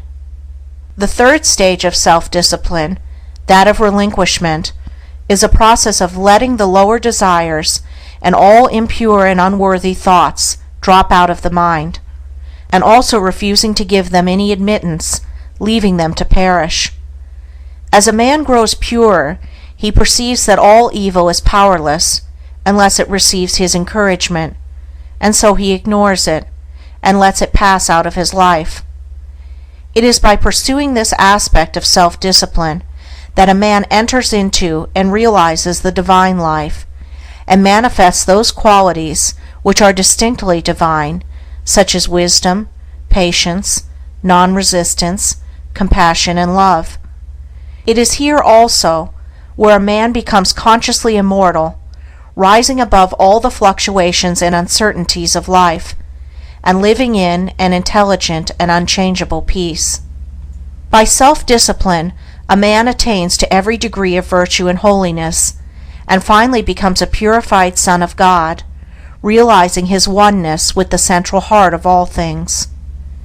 Without self-discipline, a man drifts lower and lower, approximating more and more nearly to the beast, until at last he grovels, a lost creature, in the mirror of his own befoulment. By self-discipline, a man rises higher and higher, approximating more and more nearly to the divine, until at last he stands erect in his divine dignity, a saved soul, glorified by the radiance of his purity. Let a man discipline himself, and he will live. Let a man cease to discipline himself, and he will perish. As a tree grows in beauty, health, and fruitfulness by being carefully pruned and tended, so a man grows in grace and beauty of life by cutting away all the branches of evil from his mind, and as he tends and develops the good by constant and unfailing effort.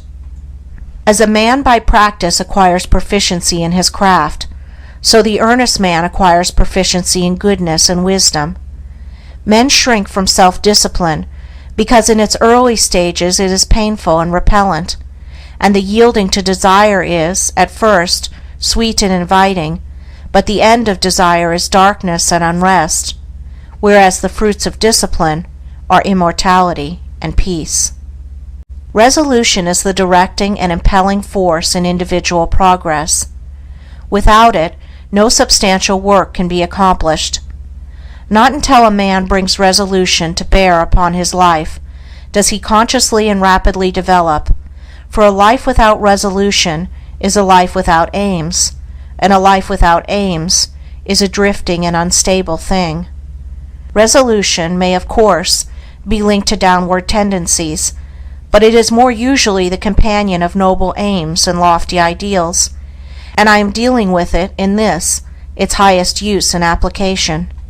When a man makes a resolution, it means that he is dissatisfied with his condition, and is commencing to take himself in hand with a view in producing a better piece of workmanship out of the mental materials of which his character and life are composed.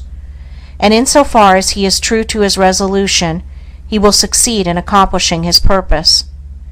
The vows of the saintly once are holy resolutions directed towards some victory over self, and the beautiful achievements of holy men and the glorious conquests of the divine teachers were rendered possible and actual by the pursuit of unswerving resolution.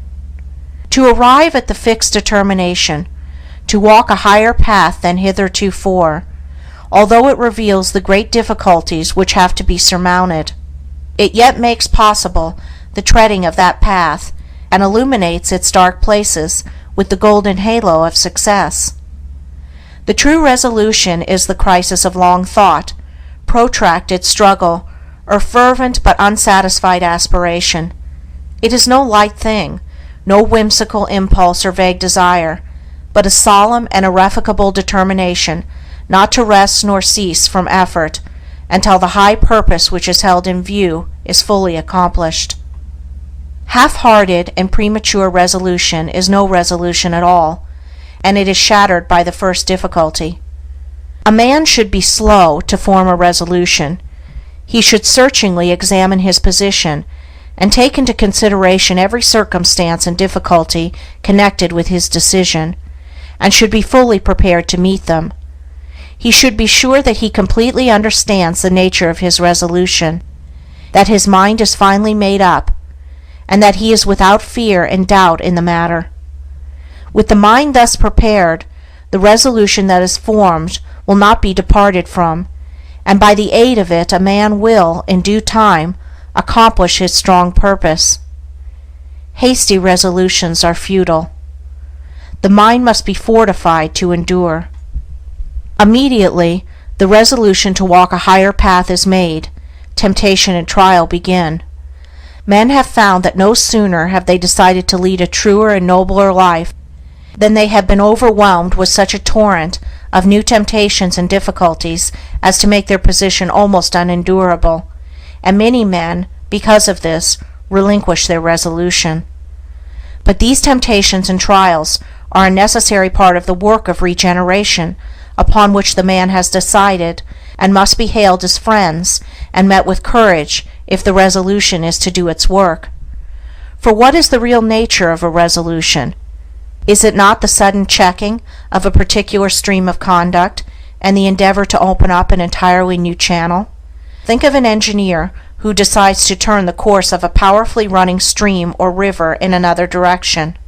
He must first cut out his new channel, and must take every precaution to avoid failure in the carrying out of his undertaking. But when he comes to the all-important task of directing the stream into its new channel, then the flowing force, which for ages has steadily pursued its accustomed course, becomes refractory, and all the patience and care and skill of the engineer will be required for the successful completion of the work. It is even so with the man who determines to turn his course of conduct in another and higher direction. Having prepared his mind, which is the cutting of a new channel, he then proceeds to the work of redirecting his mental forces, which have hitherto flowed on uninterruptedly, into the new course.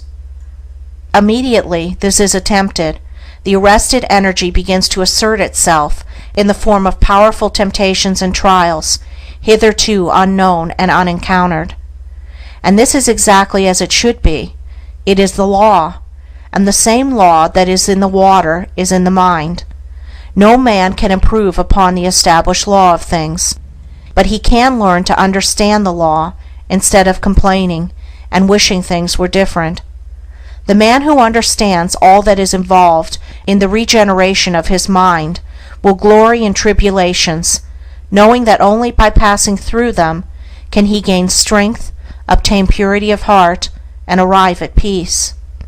And as the engineer at last, perhaps after many mistakes and failures, succeeds in getting the stream to flow on peacefully in the broader and better channel, and the turbulence of the water is spent, and all dams can be removed, so the man of resolution at last succeeds in directing his thoughts and acts into the better and nobler way to which he aspires, and temptations and trials give place to steadfast strength and settled peace.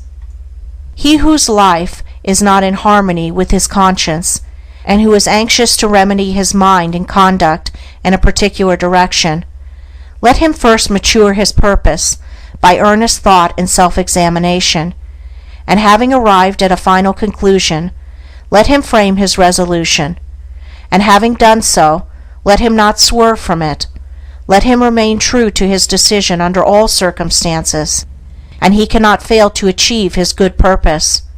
For the great law ever shields and protects him who, no matter how deep his sins, or how great his many failures and mistakes, has, deep in his heart, resolved upon the finding of a better way, and every obstacle must at last give way before a matured and unshaken resolution. Truth can only be apprehended by the conquest of self. Blessedness can only be arrived at by overcoming the lower nature. The way of truth is barred by a man's self. The only enemies that can actually hinder him are his own passions and delusions. Until a man realizes this and commences to cleanse his heart, he has not found the path which leads to knowledge and peace. Until passion is transcended, truth remains unknown. This is the divine law. A man cannot keep his passions and have truth as well. Error is not slain until selfishness is dead. The overcoming of self is no mystical theory, but a very real and practical thing. It is a process which must be pursued daily and hourly, with unswerving faith and undaunted resolution, if any measure of success is to be achieved. The process is one of orderly growth, having its sequential stages, like the growth of a tree, and as fruit can only be produced by carefully and patiently training the tree, even so the pure and satisfying fruits of holiness can only be obtained by faithfully and patiently training the mind in the growth of right thought and conduct. There are 5 steps in the overcoming of passion, which includes all bad habits and particular forms of wrongdoing, which I will call 1. Repression, 2. Endurance, 3. Elimination, 4. Understanding, 5. Victory. When men fail to overcome their sins, it is because they begin to try at the wrong end. They want to have the stage of victory without passing through the previous 4 stages. They are in the position of a gardener who wants to produce good fruit without training and attending to his trees. Repression consists in checking and controlling the wrong act, such as an outburst of temper, a hasty or unkind word, a selfish indulgence, etc., and not allowing it to take actual form. This is equivalent to the gardener nipping off the useless buds and branches from his tree. It is a necessary process, but a painful one.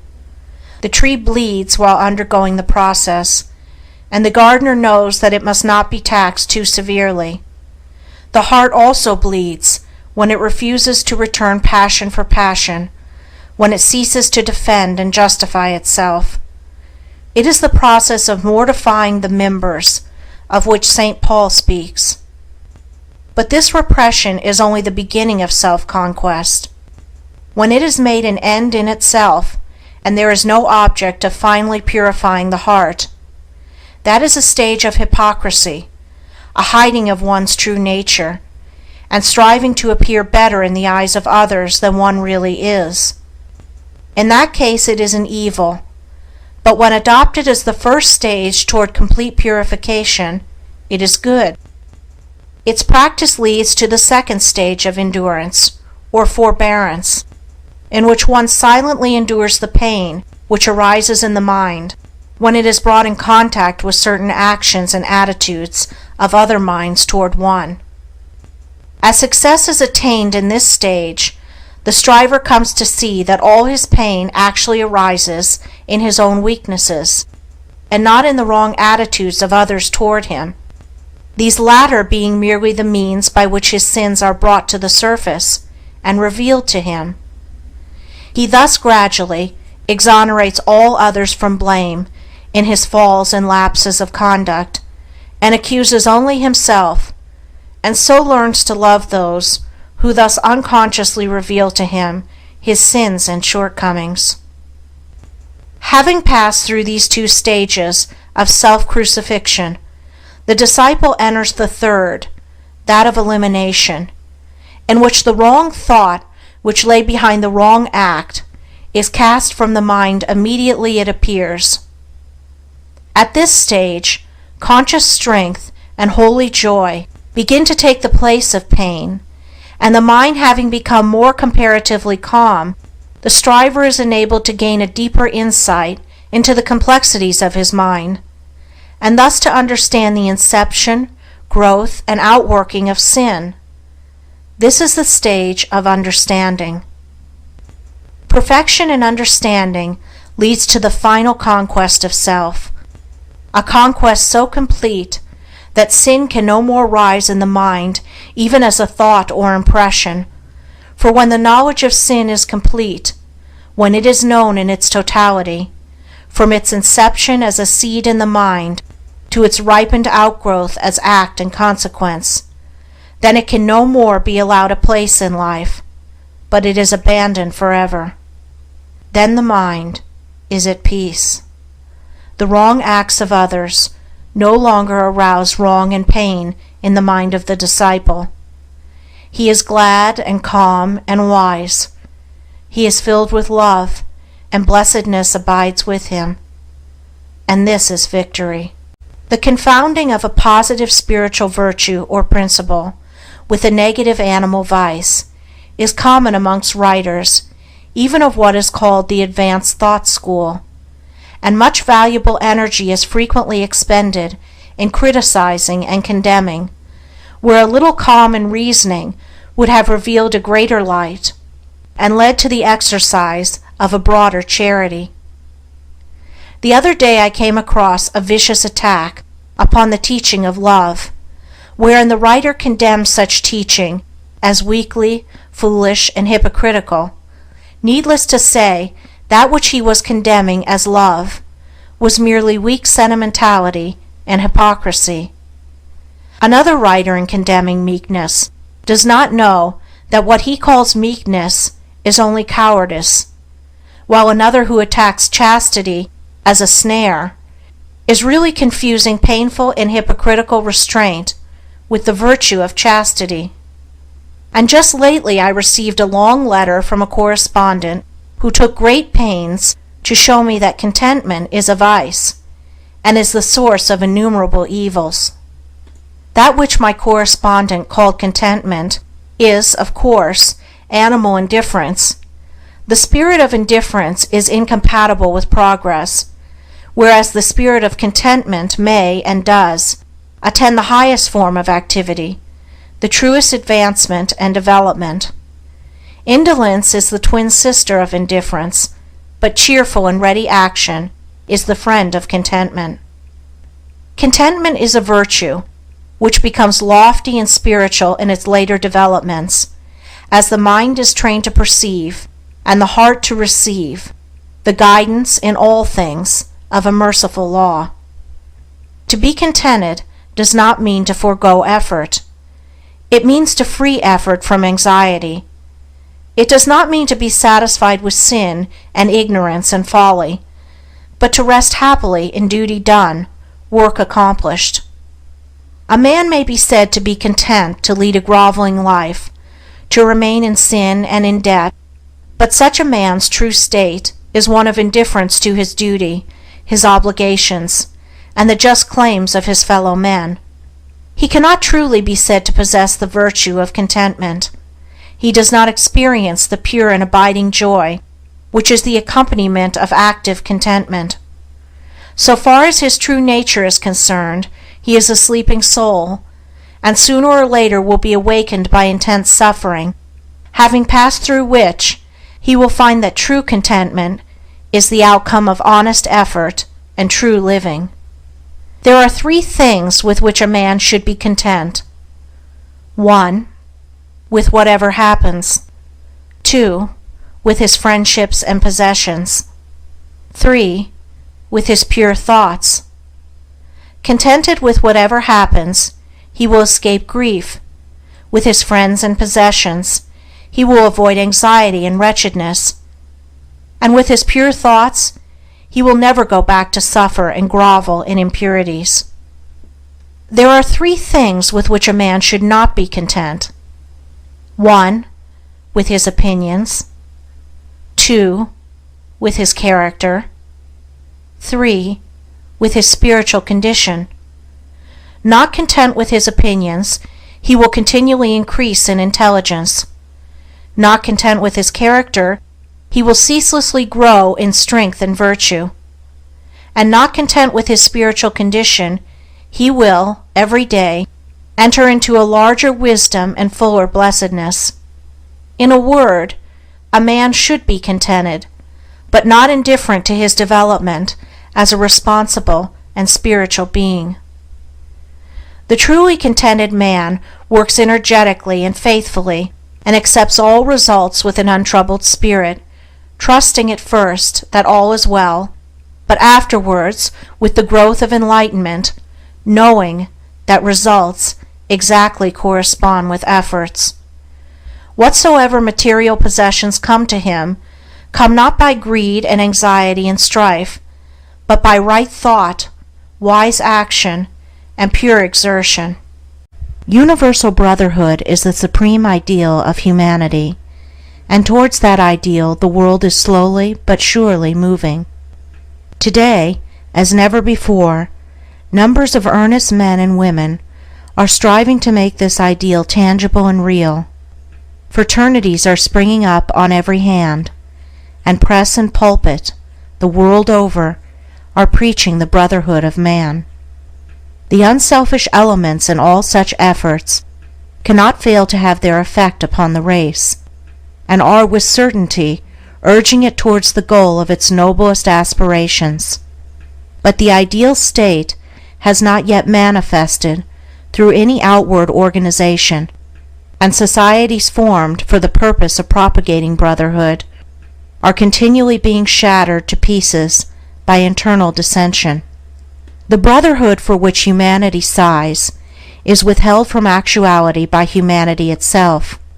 Nay, more, it is frustrated even by men who work zealously, for it is a desirable possibility, and this because the purely spiritual nature of brotherhood is not perceived, and the principles involved, as well as the individual course of conduct necessary to perfect unity, are not comprehended.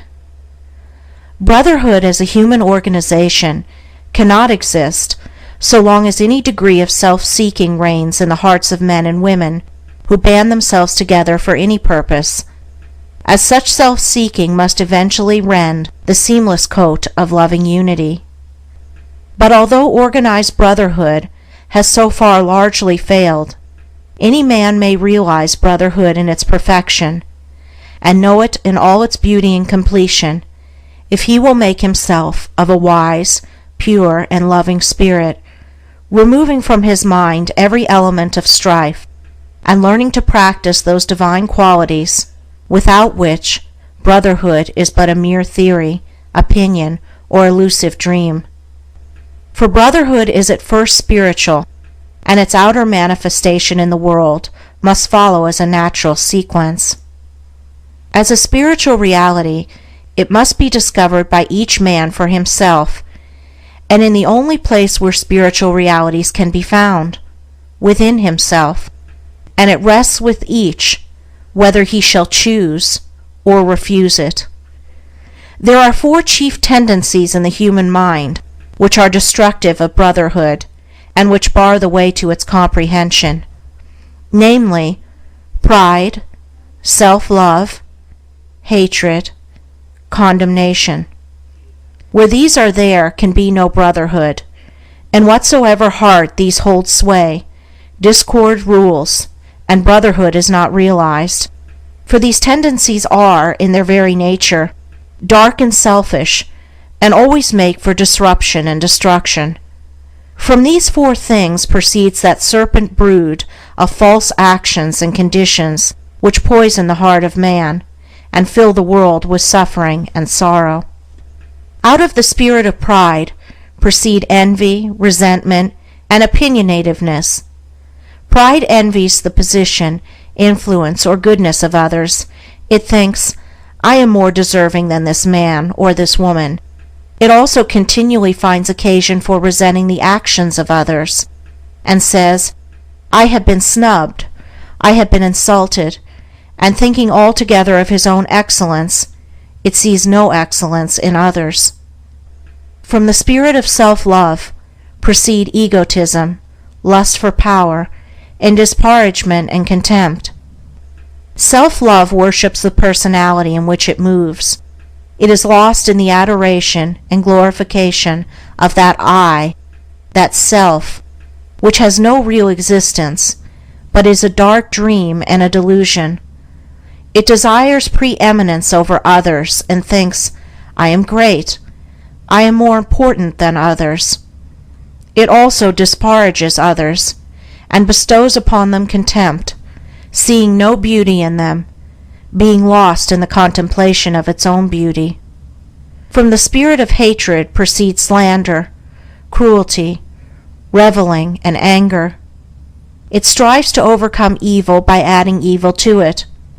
It says, This man has spoken of me ill. I will speak still more ill of him, and thus teach him a lesson. It mistakes cruelty for kindness, and causes its possessor to revile a reproving friend. It feeds the flame of anger with bitter and rebellious thoughts. From the spirit of condemnation proceed accusation, false pity, and false judgment. It feeds itself on the contemplation of evil and cannot see the good. It has eyes for evil only, and finds it in almost everything and every person. It sets up an arbitrary standard of right and wrong by which to judge others, and it thinks, This man does not do as I would have him do. He is therefore evil, and I will denounce him. So blind is the spirit of condemnation that whilst rendering its possessor incapable of judging himself, it causes him to set up as the judge of all the earth. From the four tendencies enumerated, no element of brotherliness can proceed. They are deadly mental poisons, and he who allows them to rankle in his mind cannot apprehend the peaceful principles on which brotherhood rests. Then there are chiefly four divine qualities, which are productive of brotherhood, which are, as it were, the foundation stones on which it rests, namely, humility, self-surrender, love, compassion. Wheresoever these are, their brotherhood is active. In whatsoever heart these qualities are dominant, their brotherhood is an established reality, for they are, in their very nature, unselfish and are filled with the revealing light of truth. There is no darkness in them, and where they are, so powerful is their light, that the dark tendencies cannot remain, but are dissolved and dissipated. Out of these four qualities proceed all those angelic actions and conditions which make for unity and bring gladness to the heart of man and to the world. From the spirit of humility proceed meekness and peacefulness. From self-surrender come patience, wisdom, and true judgment. From love spring kindness, joy, and harmony, and from compassion proceed gentleness and forgiveness. He who has brought himself into harmony with these four qualities is divinely enlightened. He sees whence the actions of men proceed and whither they tend, and therefore can no longer live in the exercise of the dark tendencies. He has realized brotherhood in its completion as freedom from malice, from envy, from bitterness, from contention, from condemnation.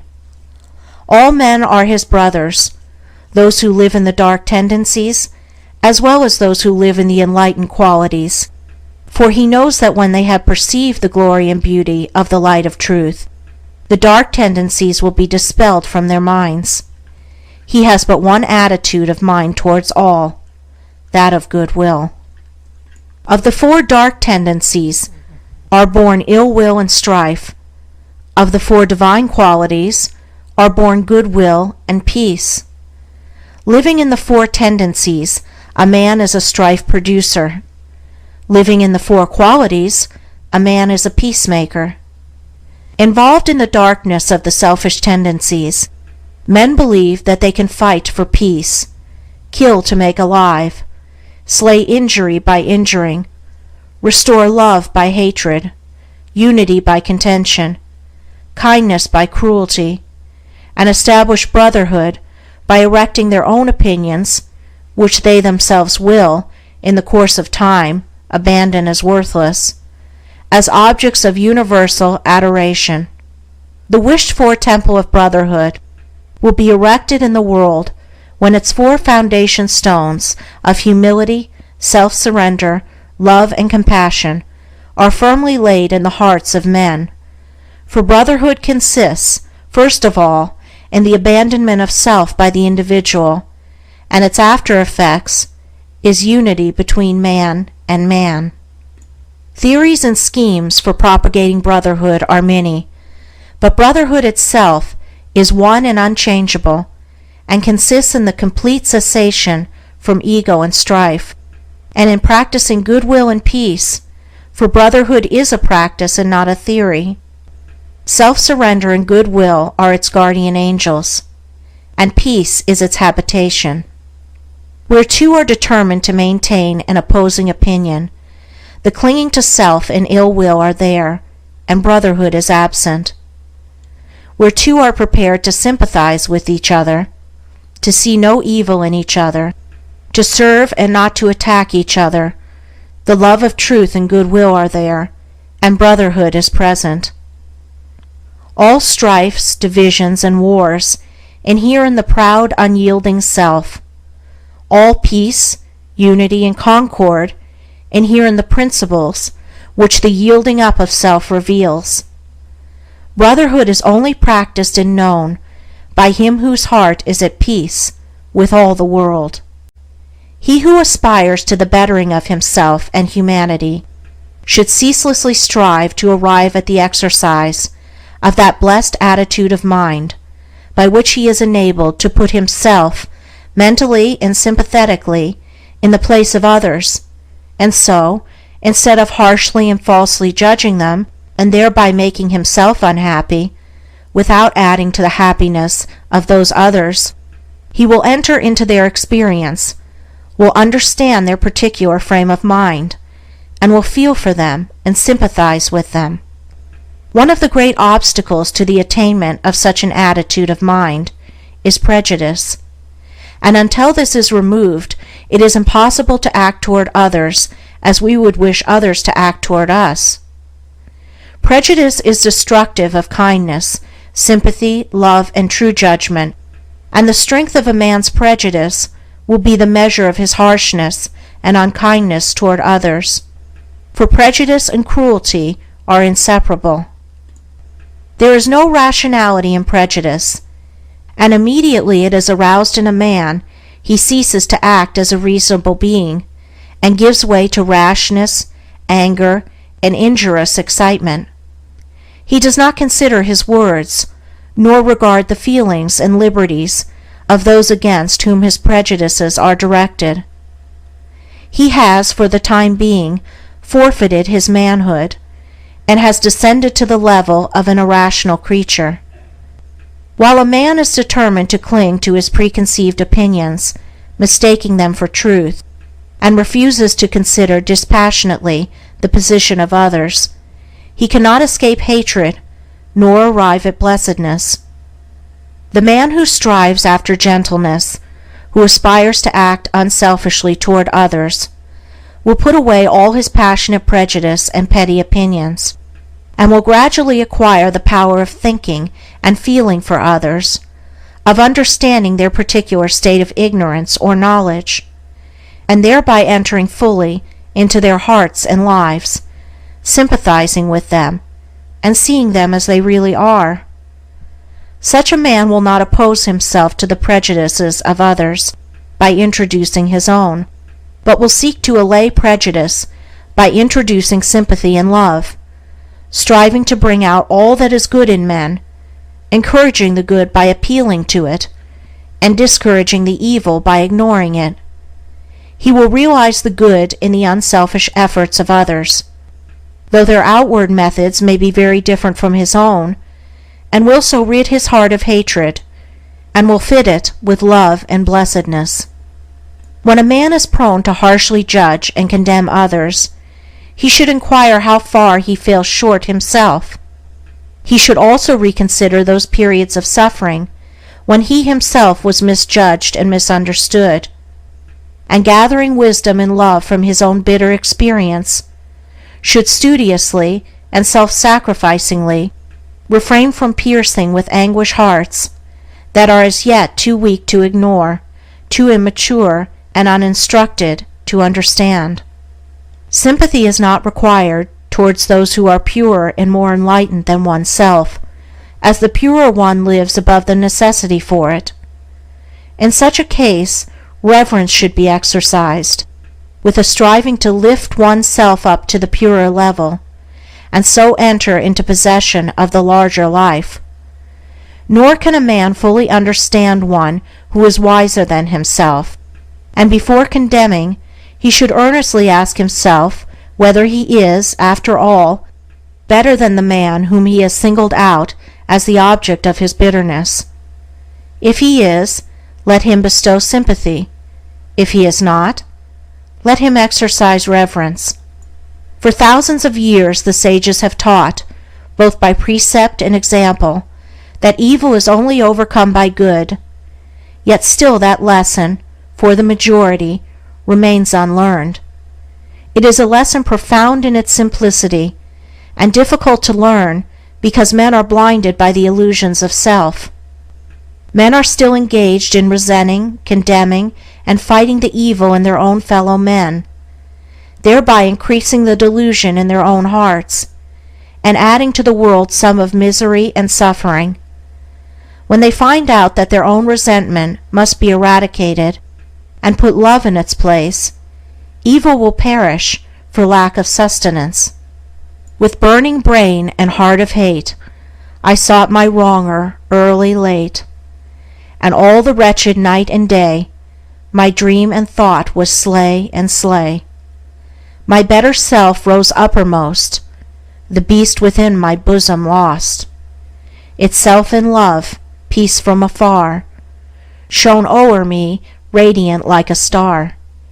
I slew my wronger with a deed of love, I made him bleed with kindness, and I filled for years his soul with tenderness and tears.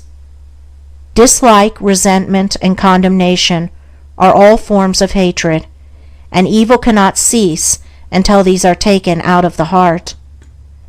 But the obliterating of injuries from the mind is merely one of the beginnings in wisdom.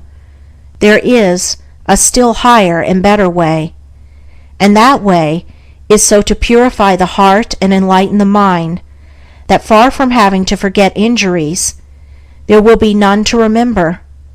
For it is only pride and self that can be injured and wounded by the actions and attitudes of others, and he who takes pride and self out of his heart can never think the thought, I have been injured by another, or I have been wronged by another.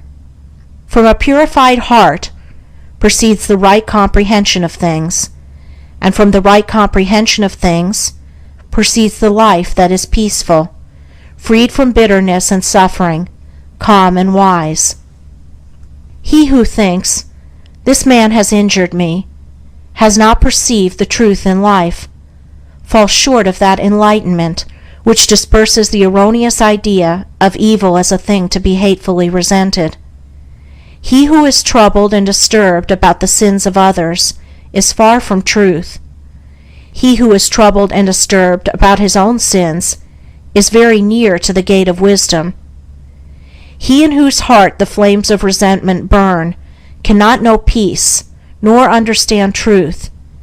He who will banish resentment from his heart will know and understand. He who has taken evil out of his heart cannot resent or resist it in others, for he is enlightened as to its origin and nature, and knows it as a manifestation of the mistakes of ignorance. With the increase of enlightenment, sin becomes impossible. He who sins does not understand. He who understands does not sin. The pure man maintains his tenderness of his heart toward those who ignorantly imagine they can do him harm. The wrong attitude of others toward him does not trouble him. His heart is at rest in compassion and love. Blessed is he who has no wrongs to remember, no injuries to forget, in whose pure heart no hateful thought about another can take root and flourish. Let those who aim at the right life, who believe that they love truth, cease to passionately oppose themselves to others, and let them strive to calmly and wisely understand them, and in thus acting toward others they will be conquering themselves, and while sympathizing with others, their own souls will be fed with the harmony dews of kindness, and their hearts will be strengthened and refreshed in the pleasant pastures of peace.